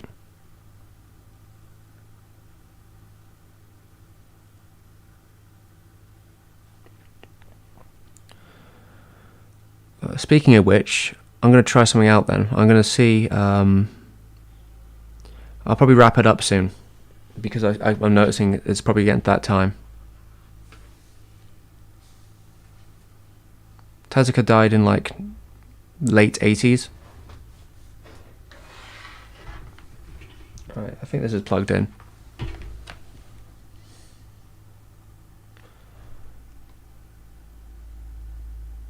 Yeah, I saw some of the art. I'm gonna give it a go at drawing. Alright. This is what I'm gonna try before I go out, because yeah, I gotta eat those potatoes. They're probably cold now. I don't know if they're worth eating, but maybe I'll give it a go. I'm gonna try. My right hand's too buggered to draw, but this chat. It's called chatting and drawing, so I'm gonna try and draw Astro Boy with my left hand and see how well I do. I just need to switch my settings in Discord.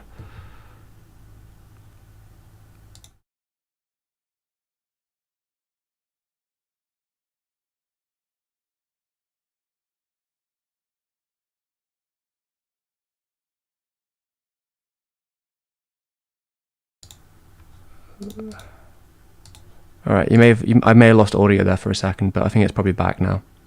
And we may have lost my camera. I think my camera might be glitching. But that is the price we pay him, unfortunately.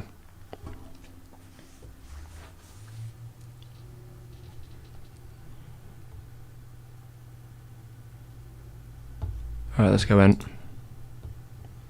I've lost my laptop too, so this is kind of annoying. Where's my phone? I mean, I might need to go get my phone. File. New. Let's I have to write this with my other hand. Astro. Oh god, alright, I cannot write with my left hand, I guess. Astro Boy. Left.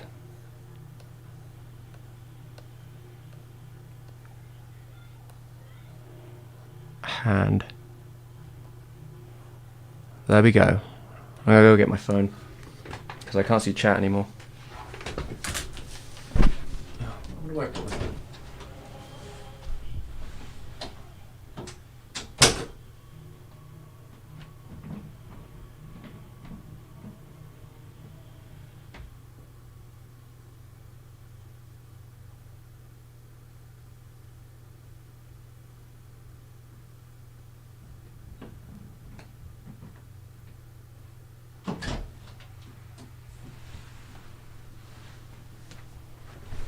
Alright, testing for a second. I just got to make sure I'm actually... Can you hear me?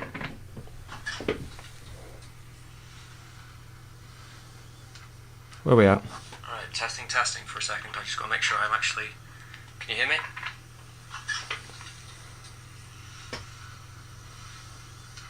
Where are we at? Alright, testing for a second. I just got to make sure I'm actually... Yeah, okay, yeah, my camera's buggered for a second. I can't be bothered to fix it. Yeah, the camera, earlier on, the settings on the camera, I knocked the USB and it just shut down and I had to recalibrate it. But on this version I haven't done that. So, what I'm going to do... I got this phone. I'm going to just try and draw... Let's just try and get like oh, don't do that.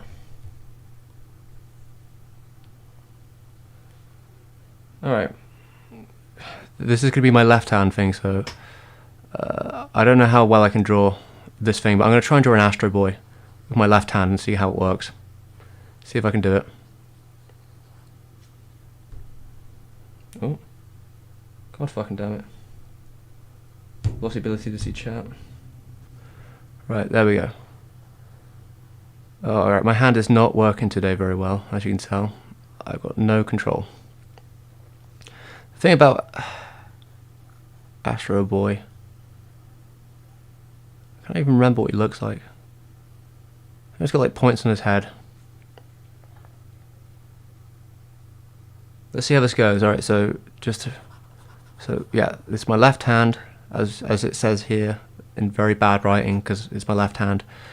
Can we draw an Astro Boy that looks kind of like Astro Boy?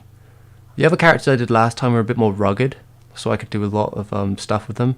So Astro Boy is kind of an innocent looking boy in the name, right? So I don't know if I can get away with making him as like scribbled, but I will give it a go. Yeah, my Astro Boy may look like a bit of a deranged devil, but I will figure it out.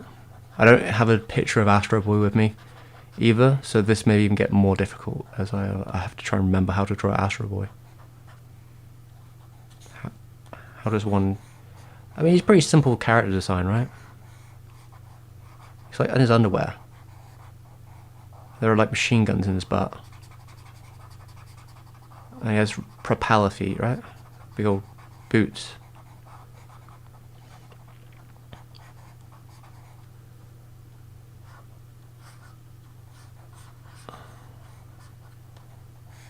Let's see. Can I draw? And because it's Tezuka, like he has really big... Oh god, that's terrible. He's got these big limbs. Oh, that's not what I wanted.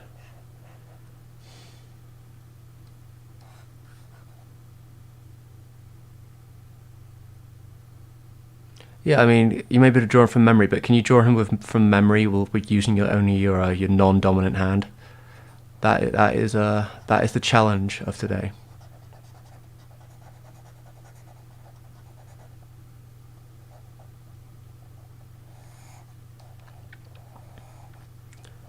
There's probably a couple like interesting parts of his get-up.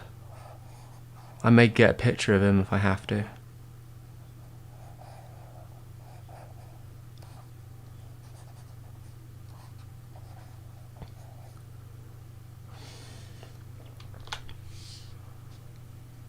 Because I may have to clean up this a little bit.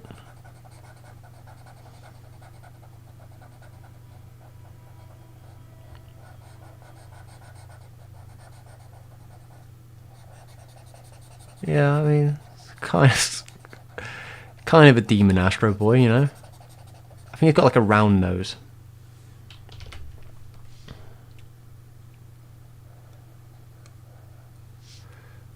Like that.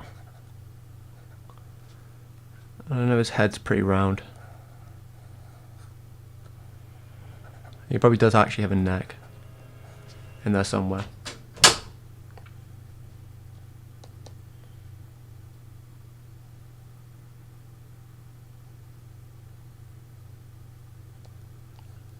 Yeah.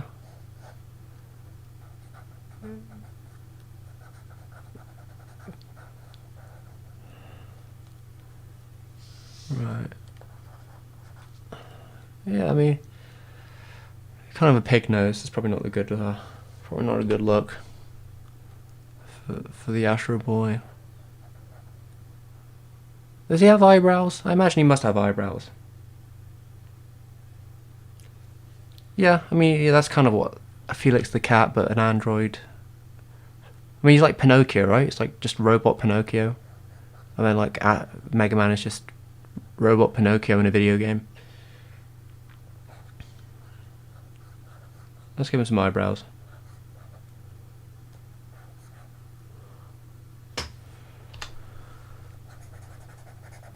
Clean this up a little bit here. And there.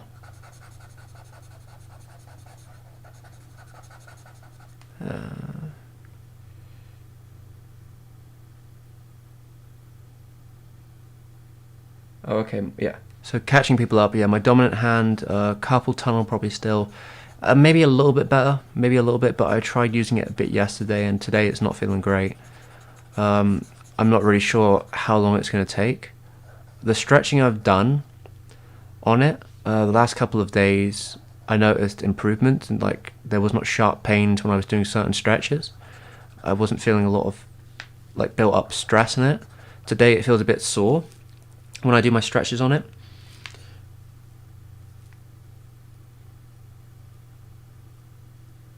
But I think it's just kind of sore because it wasn't ready to do any work yet. It may take another week maybe, but I'm hoping, like just generally it feels okay most of the time. Like when I rotate it on it, it's not, doesn't feel too painful. But when I use it, yeah, it's not the greatest. I can feel certain pains up my arm and stuff like that, but it's functional for now, but I just can't use it very much. I try and avoid. Yeah, you can only see the shoulder. Yeah, my camera like crashed a while back. It's complicated to explain. I can't be bothered to fix it, so we'll leave it as it is.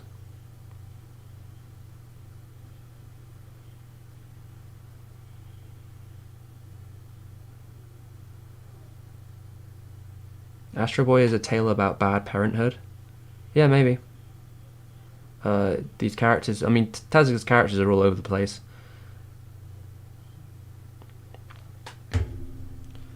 Yeah. But yeah, this is the shoulder reveal stream. I should rename it as the shoulder reveal. As it should be known.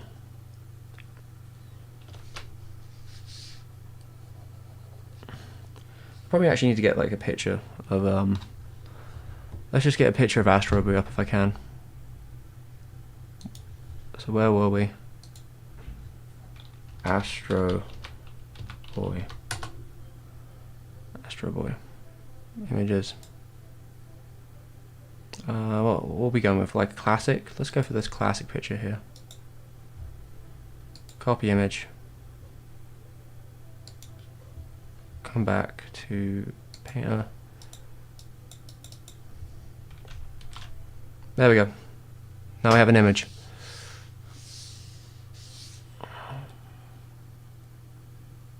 There we go.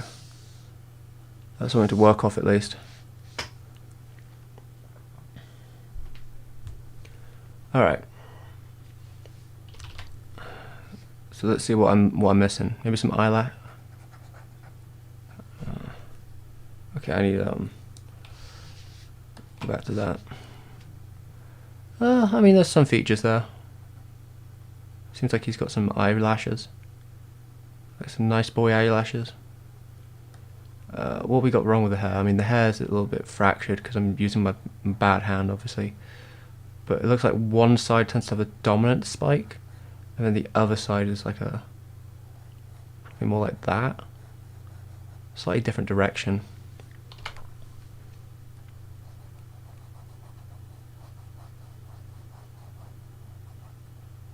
Maybe like that.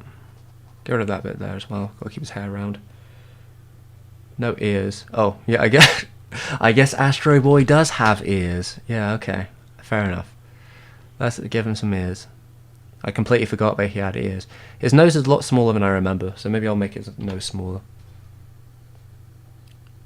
It's actually got quite a tiny round nose, opposed to like a big, like one of the more big round ones.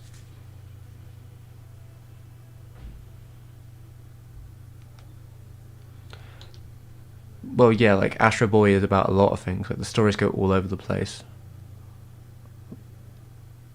Like rarely we even talking about his dad much in Astro Boy because, you know, it's about robots and stuff. You know, stuff's happening. Like the world's gonna end. The comet's gonna hit the world. You know, we're in the space colony today. Maybe there's a giant T-Rex destroying the town or something.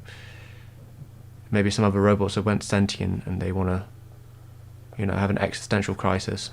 And Astro Boy's got to do something about that.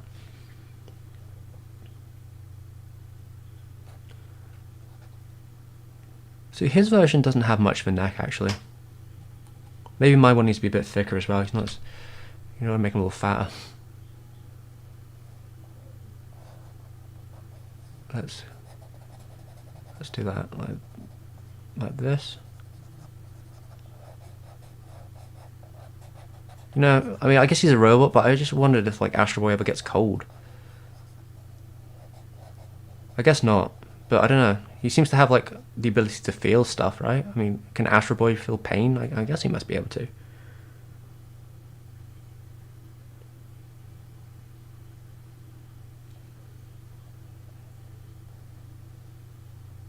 I don't know if I can do any function.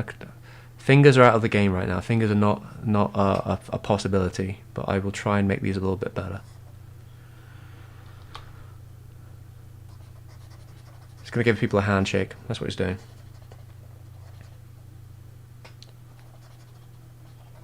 Because yeah, does Astro Boy feel pain? I mean, I'm guessing so, but does he then feel the cold? Does he have like the sensation of touch?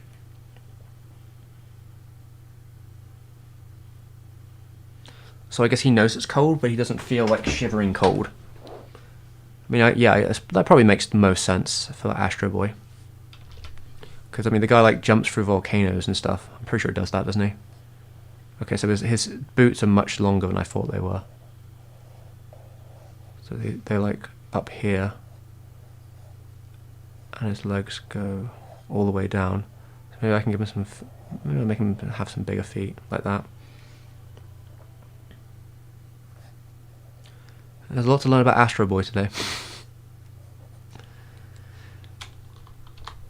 Does Astro Boy ever die? Can Astro Boy die? Can he die of old age? Or can he just transfer his body to a new body and continue to live forever? Is there some sort of version of Astro Boy which is like based hundreds of years in the future where everyone else is dead and only Astro Boy survived? And he has to kind of come to terms with that, of like his existence.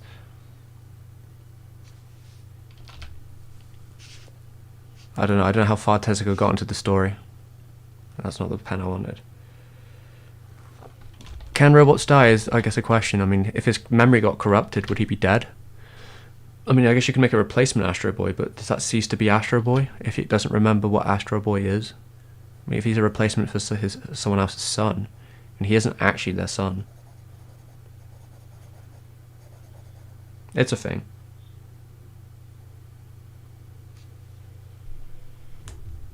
Tezuka thinks his characters like actors, so I have to guess he's a Kimber. Is Kimber too? Yeah, I mean he seems to think of his characters like people as roles. I don't know if Astro Boy shows up in other works as not like a robot. I can't really recall that. I know Rock shows up in a lot of work. It's kind of like a unique idea, like just the idea that like they're just like a rotating cast of people. But yeah, I do wonder if Astro Boy would outlive us all. I mean, he is the atom, right? So if there was a nuclear war, I imagine it's not going to affect him. There's a one-off in the manga where he's being activated long into the future, and the robots are pretty much taken over, and the world, and the humans as well. It's pretty dark. That sounds interesting. I actually quite like that idea. One-off manga. Is that by Tezuka, or was it made much later? Clamp kind of does that as well. Oh yeah, I guess Clamp kind of has their style. Cat's back, but she's not coming in. God damn it, Cat. Well, we're almost done. I don't know if there's anyone else I want to draw after Astro Boy, but I could probably think of someone. This Astro Boy's coming. I don't think it's great, but it's coming together. Oh, so it's by Tezuka. Konbanwa. Ah, alright. Good evening, good Nicholas. We got unfortunately we probably don't have any Tezuka content coming. Maybe one day if I could think of a context to like talk about Tezuka, there's probably a way of talking about him.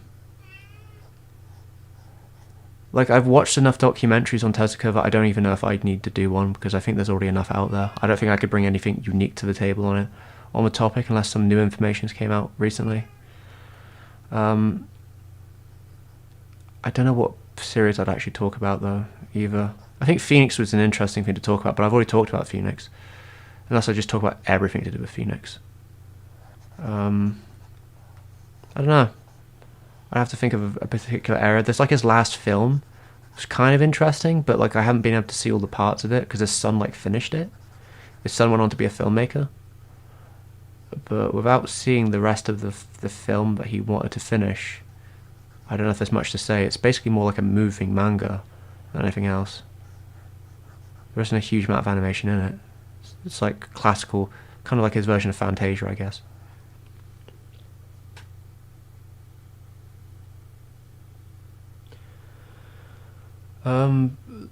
Probably not. I don't know. Like, Dororo is like Berserk, but more for kids. You know, if you want to look at it that way. I don't know if I'd say it's close to Astro Boy, but I mean, unless you just think that like all Tezuka's stories are inherently quite similar, just in that they're like kind of batshit insane stuff that happens to a rotating cast of people. Maybe like similar in certain ways, but I'm not familiar enough to be able to tell you if they're like exactly the same. I wouldn't say so.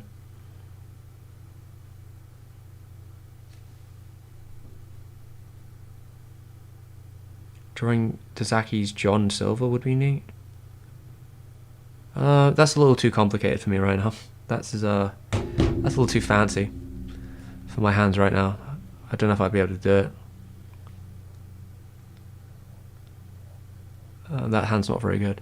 Yeah, I don't think I could do it with my left hand, my non-dominant hand. I think John Silver's a little bit too fancy in the face. Like, he's got a very square, his square nose, his very defined jaw. I don't know if I could do it right now. Ninja Kamui? Is that by Senpai Shirito, is it called? What's his name? Senpai... Is that it? Senpai Shirito? Or Senpai... I forget his name. The guy that was doing like the ninja stories in the 60s. He got his own movie made, but it was just like a moving manga. Literally just manga panels on the screen. Senpai Shirito? Draw Luffy from One Piece. I could try and draw Luffy. If I do, that would be the last one. Maybe Luffy would be easier.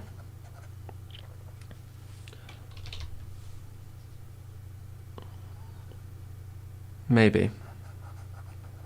I'm trying to think if there's anything else. I mean, drawing Mega Man would feel a bit like redundant, I think, after drawing Astro Boy. At least with my left hand, I can't get really into the drawings will look the same. Besides the colour, they'll look pretty much the same.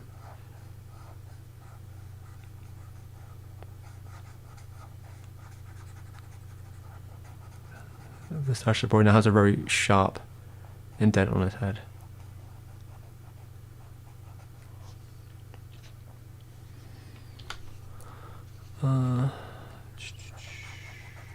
Let me think, who else would be worth drawing?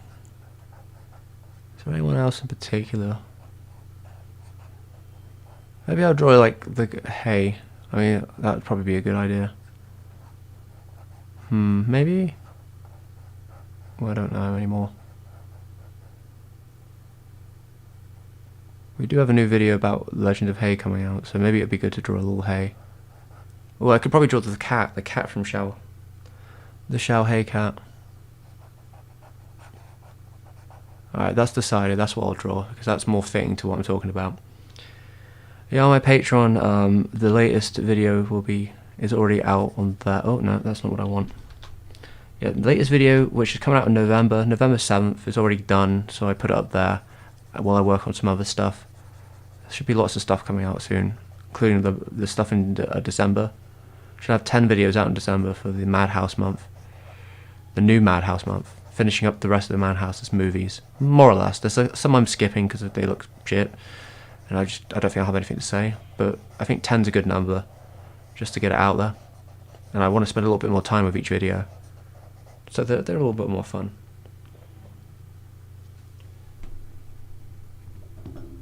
Is it Senpai Shirito? Is it Senpai Shirito? I don't know. The Doraemon is good. Pick it if you like doing something small. I'll probably do hay. I'll just find a picture of the cat. I think the cat would be a nice simple one. Alright, I don't think this Astro Boy is getting any better. I think it's actually just getting worse the more I draw it. So what I'm going to do to finish it up, this is what I usually do every time. I'm going to try and fill it in using the technology to see what kind of colours it gives me. Like, usually they give you pretty wacky, funny colours.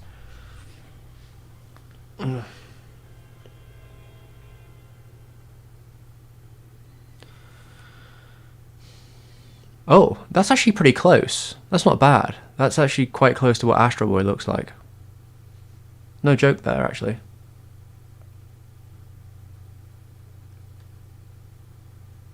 Oh. If I change the colour of his feet, he's basically Astro Boy.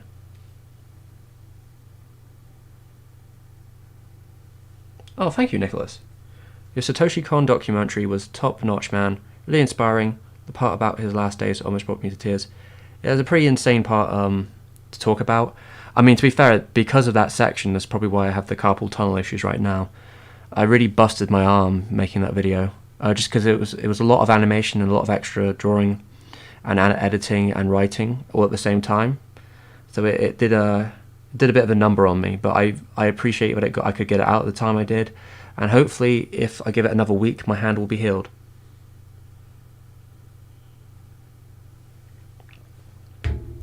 But yeah, thank you, Nicholas. I appreciate that you enjoyed it.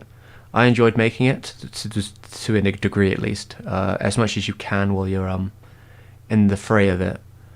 But I do appreciate the donation. I hope to make more videos like that in the future when the time is right. So far, it's probably not going to happen for a bit, but there are definitely topics where I want to do something similar with. Probably many, actually.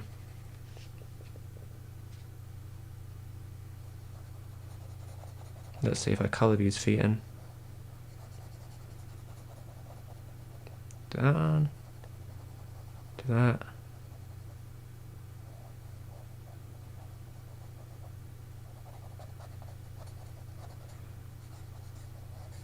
So I'll give that a bit of red colour.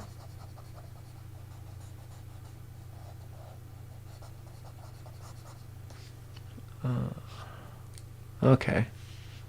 So apparently already a colour layer. That doesn't seem like a colour layer to me. That's literally going over the top of it. Why is it so... do I need to like... Oh, okay, there we go.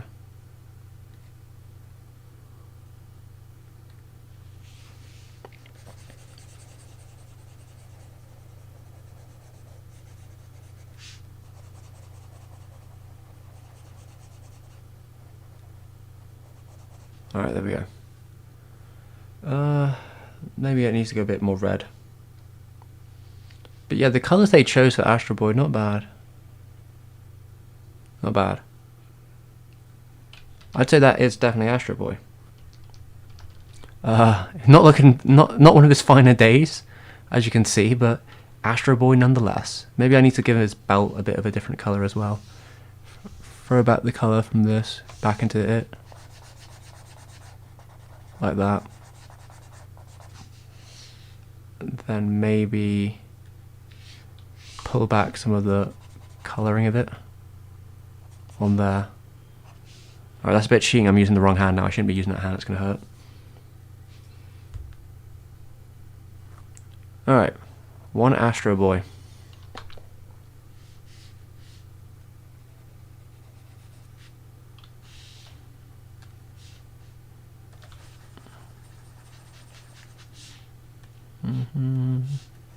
Get rid of that bit.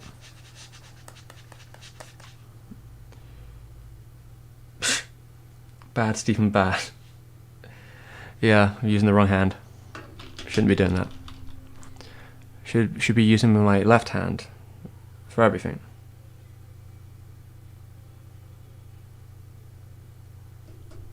I mean, it could be a lot worse. That's probably the best compliment I'm going to get tonight on that one. But yeah, I mean, left-hand drawings tend to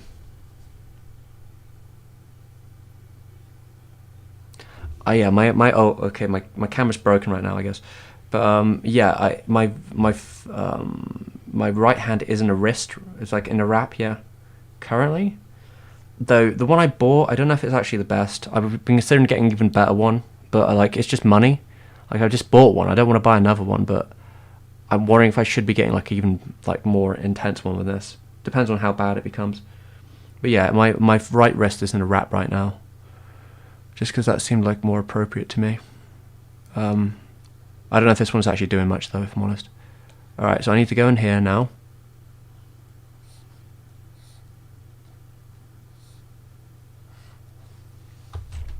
Command A, delete that. Legend of Hay. No, I didn't spell that right. Alright, and this is the film.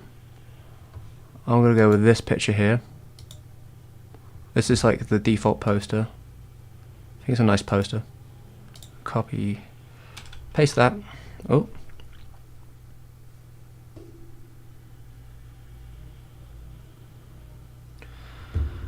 Now we've got to just shrink it down. Or maybe I'll just make it like half the screen. Wait, where's my shrinking?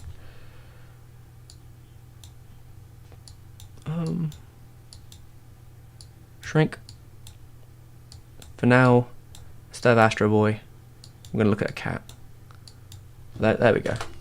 There we go. Yeah, too high quality. Too high quality for this the stream. Right.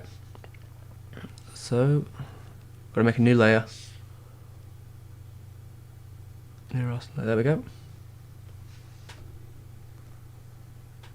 People say positive anime reviews don't do as well as heated ones. I think it's a matter of people avoiding potential spoilers to great works they don't want to miss out. Maybe. There's a lot of factors in there. Generally what you'll find is extreme emotions draw people quicker than like non-ones. So like you probably could do well with a positive review if you were saying like it's the best thing ever. And if you say it's the worst thing ever. Because the extremes of the parameters do get people. Now, worst thing ever tends to hit people more because it's more contentious. I think people get more heated about arguing about like if something is bad or not than if you say, yeah, I thought this was a really good. Usually, you're less likely to get people to be like, well, I thought it was shit.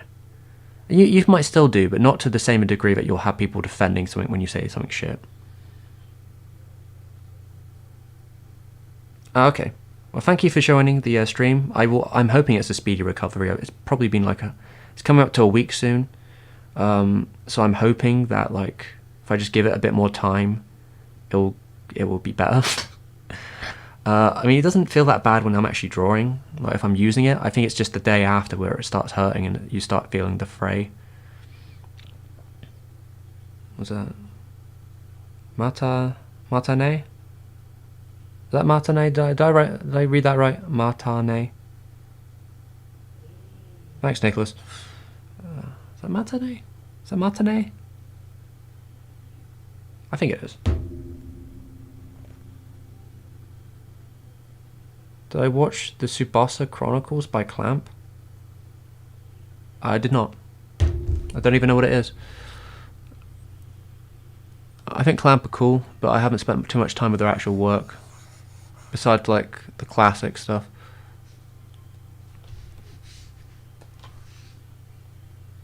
Alright, let's go.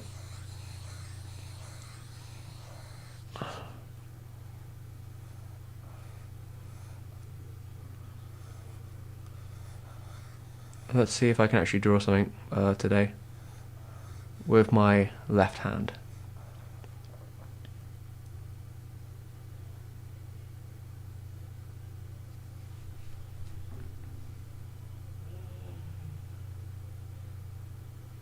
Yeah, it's Matane. Matane? Hiragana is horrible though.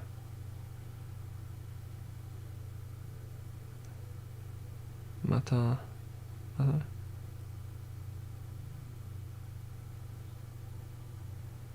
Yeah, that's my cat, guys. Thank you for coming to my stream. This is how I draw a cat. That's what a cat looks like.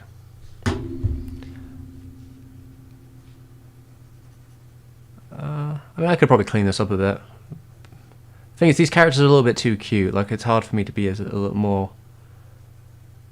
ambiguous and rough around the edges with them. I mean, I probably still could, to be fair. I'll give it a go.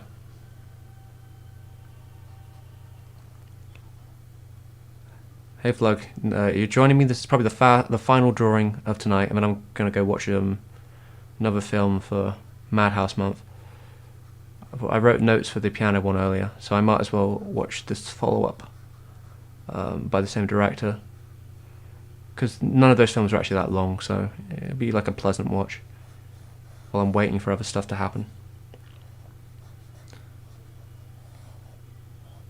But yeah, this is the next film I'll be looking at on November 7th. Again, already finished. I've just made a newer version of it. I'll be uploading it to Patreon in a second after the stream's done. but there is a finished version up already. It's just I have a more, even better finished version, where I just finished adding some stuff. You know how it'd be. So yeah, that will be on Patreon in a sec. Which is about this film Legend of Hay. Legend of Hay is a pretty cool film. I think the Chinese animation is coming a long way recently, especially. Supposedly this is because the generation that grew up watching anime and animation and playing video games are sort of grown up obviously being inspired by that stuff and wanting to do their own. Where the generations beforehand saw animation as a not desirable work to be doing, especially a lot of them don't respect it in the older generation.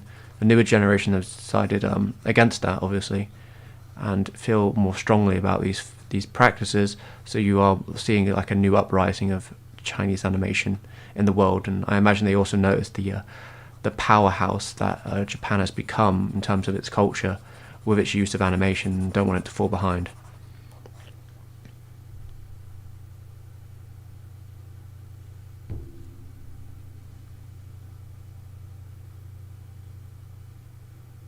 Oh, what am I watching later? I think it's called Tibetan Dog, which is actually a half Chinese production by Madhouse. So it is from the director of Monster, and technically Made in Abyss, same guy. This is his last movie at Madhouse.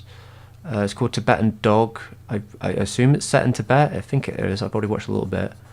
I think it's just a family film. Looks like it's going to be a big adventure type stuff.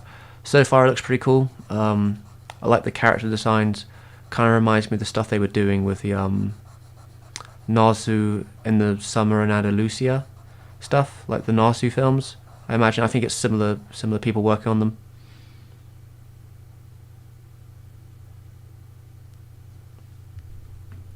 Let's see. Oh, you like my little pixel icon gif? Yeah, I made that myself. I enjoy the little pixel icon gif. I should probably put it over my face now it's all broken. It's probably yeah, the pixel gif probably looks better than the drawings I'm doing with my left hand, but you know, live and learn, right? If I ruin my right hand, guys, I'm probably gonna have to relearn drawing for my left hand, which is gonna be, you know, lots of fun, painful experiencing. So, you know, of course that's unlikely to happen, but you know, you never know. You got to be prepared for these things. So if that's the case, I guess my left hand has to become my dominant hand. Though luckily, well, maybe not luckily, but I think technically my left hand was supposed to be my dominant hand, but because of intervention as a young child, how do I put this? I was made right-handed by slowly suggesting that I should use my right hand more, where I actually think that perhaps my left hand was supposed to be my dominant hand, but because my brother was left-handed, but my parents wanted me to be right-handed because my brother had a lot of trouble doing lots of things as a left-handed boy when it comes to writing and scissors and all that other stuff. So there you go. I may be able to train my left hand into an actual dominant hand one day, but it'll probably take a long time, a lot of practice, and hopefully I won't destroy it.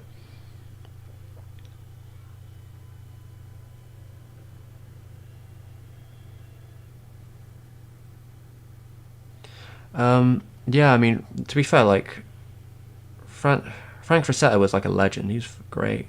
But I wouldn't be surprised if he's... To be fair, you can do a lot of interesting stuff with a hand which is a bit more, like, weak, if you know the principles.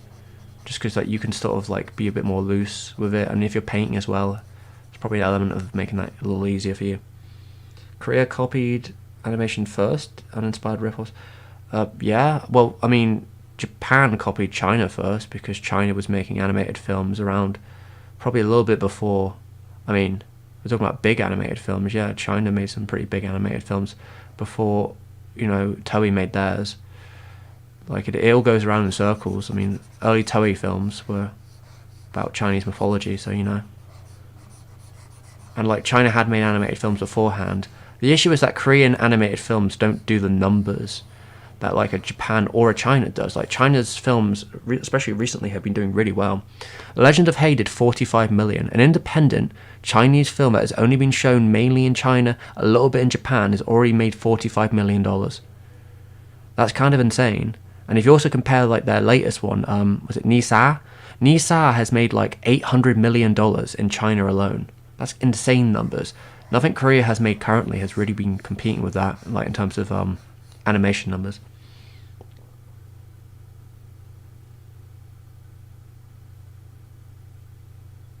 They made the old Monkey King movie in China. Yeah, there's a couple Monkey King movies. There's a couple animated ones. There's obviously a newer. There's always going to be more Monkey King. I mean, I think Monkey King's pretty legit. The early Nisa from like the 70s. It's pretty cool. There's like some even earlier things than that. Japan also made a Monkey King as well with 1960s Sayuki. Yeah. China is a really big market. Like, China is a ridiculously big market. It's kind of insane.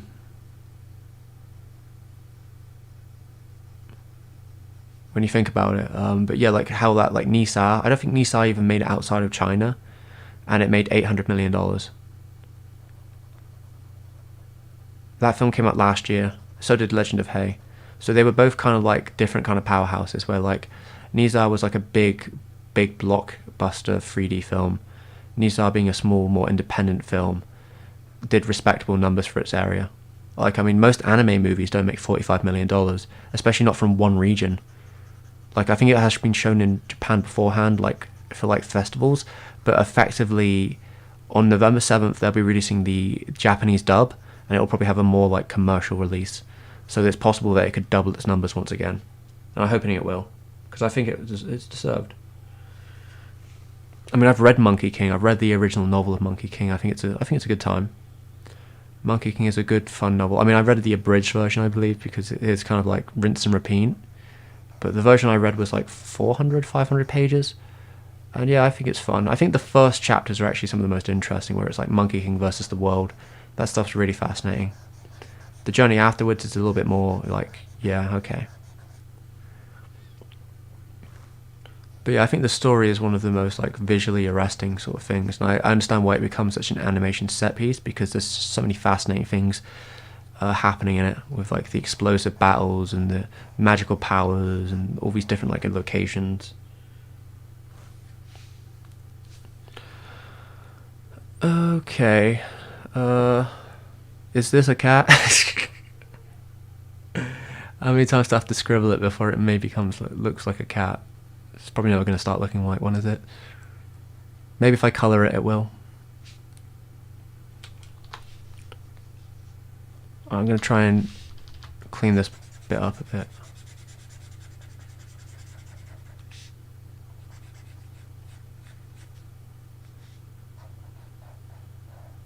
Maybe I need to get a bigger tablet as well.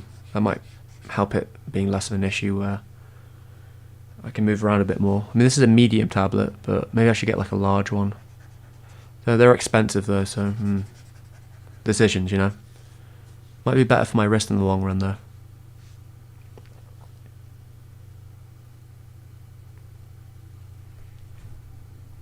Okay.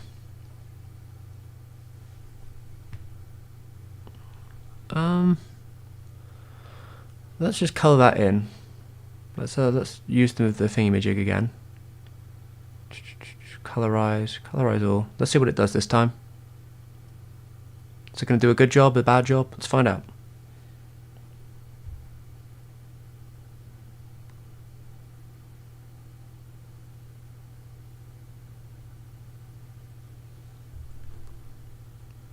What's Nekojiro? Oh, okay, here we go. That's not bad actually.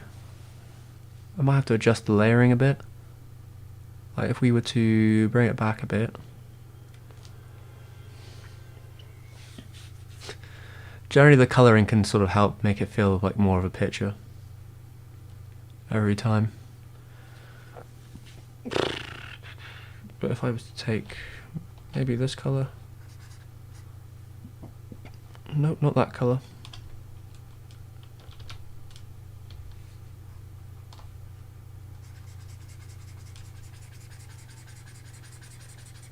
Just put the pause in. Wait, no, wrong hand.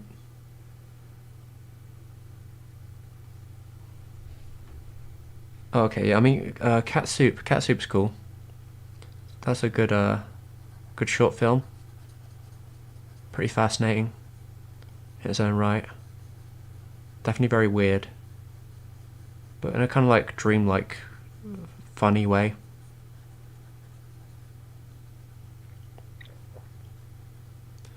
If I ever talked about Yuasa, probably worth talking about Cat Soup. Even though I don't think he was hugely involved.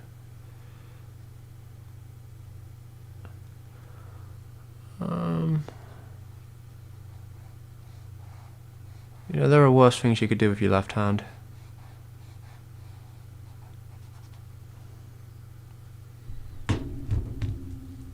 Let's see. All right. Yeah, I mean, it's very dark humor in the movie as well. It feels that way to me, at least. Just gonna do some stretching here with my fingers.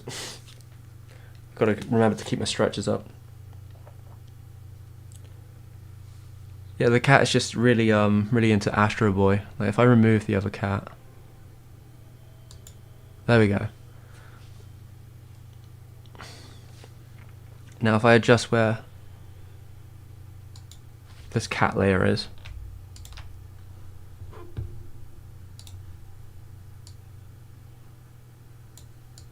so it's like there. There we go.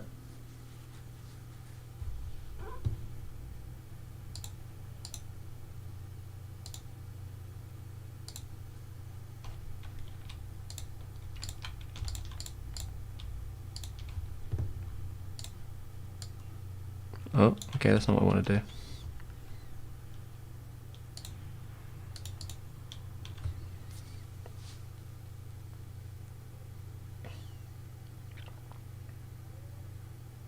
What you mean, like in a fight, Astro Boy beats him? Or do you mean as like a drawing?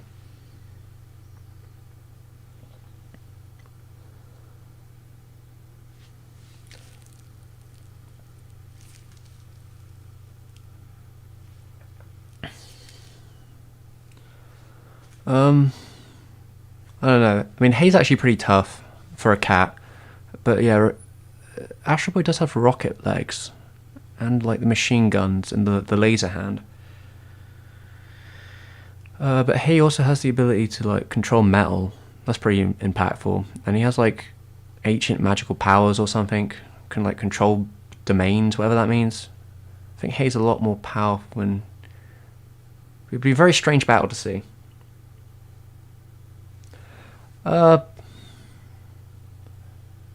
I think Astro Boy probably has a bit more personality there. I don't think there's much you could do with the cat as much. I think the cat one seems more like recognizable. But alright, what I'll do, a final note of the night. Let's just darken up his eyes a bit. Let's make his eyes pop a bit more.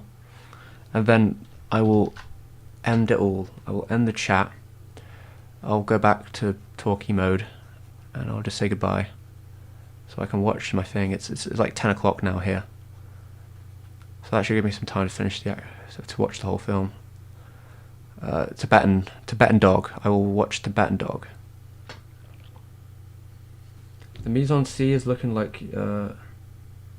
Are you winning, son? Who's the son? Is it Astro Boy? Is the cat the father?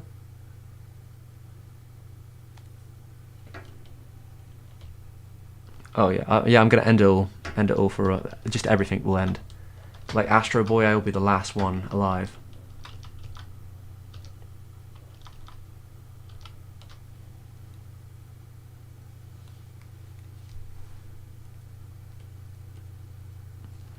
I moved that too much. Oh yeah, okay, that one's been moved accidentally.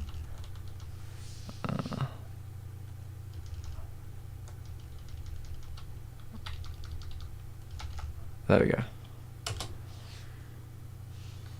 Oh, okay. Oh, so the Astro Boy's knocked. Okay, so this is the situation, right? Astro Boy knocks into the room, goes, "Are you winning, son?" And now his son is a cat. What do you do?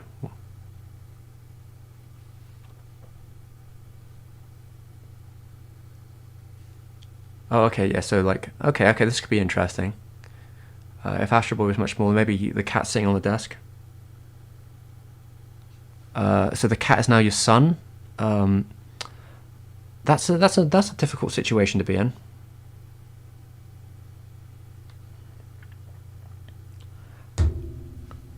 How would you react if your son turned into a cat? I guess it depends if he could turn back. All right. I think that's good enough. I'll take a picture of it in a bit. Let's switch back to camera mode. There we go. There we go. Let's have a look at this image. A cat boy, Nia. My son is a cat. Is that like a focus group? My son is a cat boy. What am I going to do about it? How do I fix this dilemma? How do we stop the cat boy armada? That is the question. Cat boys will take over the world if we're not careful. Alright. Junji Ito. Is Junji Ito writing a book about cat boys? That would be interesting. I'd like to see Junji Ito's cat boy. That would be a sight to see.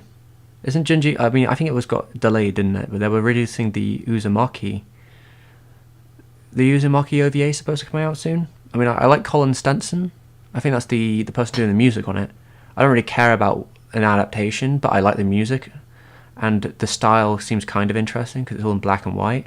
So like those two factors means I may actually watch it just to talk about them. I even considered like maybe doing a video about the music because I'm just such a big fan of Colin's work.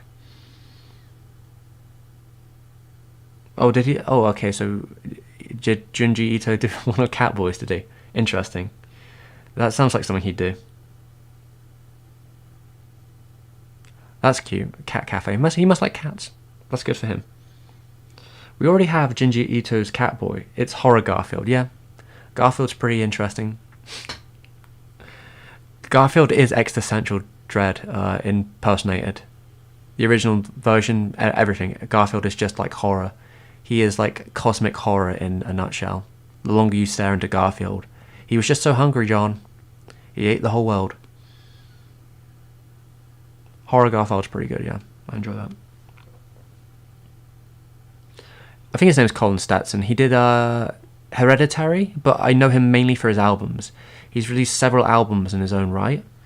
I think Volume 2 of War and something is the one I'm pretty fond of. Though in the trailer for the Uzumaki, they use a track from Volume 3. So that's probably not representational of what might be in the show, unless they are using some of his old work as well. La Saga Cat. I do love La Saga Cat. La Saga Cat is like one of my favourites.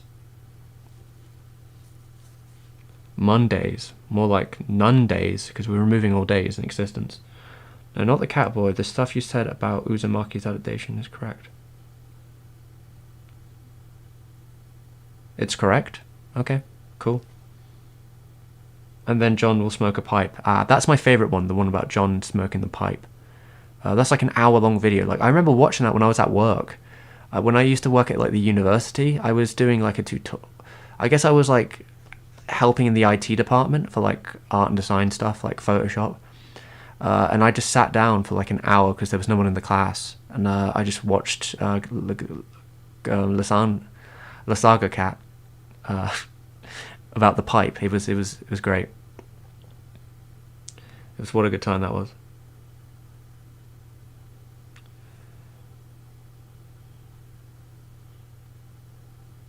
Yeah, I've seen a lot of your La Saga Cats videos, yeah. No, not my hacking days. Yeah, it was a good time. Garfield minus Garfield. Yeah, I like the Garfield minus guys. I like Garfield getting knocked into the window. Has anyone seen this? The new trend where you'll just see a Garfield comic and the final comic will be him getting smashed through a window. I think that was pretty good. Catboy Junji Ito would be an interesting one, yeah. Yeah, maybe Junji Ito needs to draw more Catboys in. That would be interesting. All right. I think I've got to wrap it up, everyone. I've got to wrap it up. I need to go to the toilet really bad. So I'm going to say now, goodbye. Thank you for joining me. I'm going to put down the chat for a second. I'm going to do my final stretches. The thumb hurts about that. Gonna do some stretching, clicking. Thank you for joining me. I hope you have a good night. I'm going to finish watching my films and writing some notes on them. And I hope you had a nice day. Hope you enjoyed my terrible drawings. I'll probably post some of the drawings on Twitter. If you want to follow me on Twitter, I think it's Steve McCarthy 2, or just type Steve with 5 M's into Twitter. You might find me, unless you already follow me. Probably under this video, you might even see a link to the Twitter.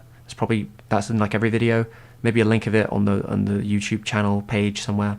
If you click on the YouTube channel page, I'll post some stuff there. And yeah, that's probably most things. I will say bye to the chat. So what's everyone saying? Junji Ito is John Arbuckle. That's great. I love that. Garfield over Calvin and Hobbes. Calvin and Hobbes is probably the better comic, but Garfield is more memeable. Bye-bye. Bye-bye, everyone. Bye. Meow Days is tomorrow. Oh, no, it's Meow... It's Meow Day. Well, Monday is tomorrow. I guess we're all ending. Garfield's going to end it all. Okay. I will see you all next time. Again, new videos already on Patreon if you want to see it. It won't be up until 7th of November for everyone else, but you can watch it now for $1. Or you can just PayPal me $1 and I'll send it to you. Doesn't really matter to me. I will upload it in a second as soon as this stream's done. Hopefully a collab will be coming sometime in November. I'm trying to figure out the details on that. It's more to do with music stuff, future funk and other things. And then December is Madhouse month, where we're going to talk about 10 Madhouse features to finish up that collection. So goodbye everyone. Have a nice night. And I'm going to end the stream.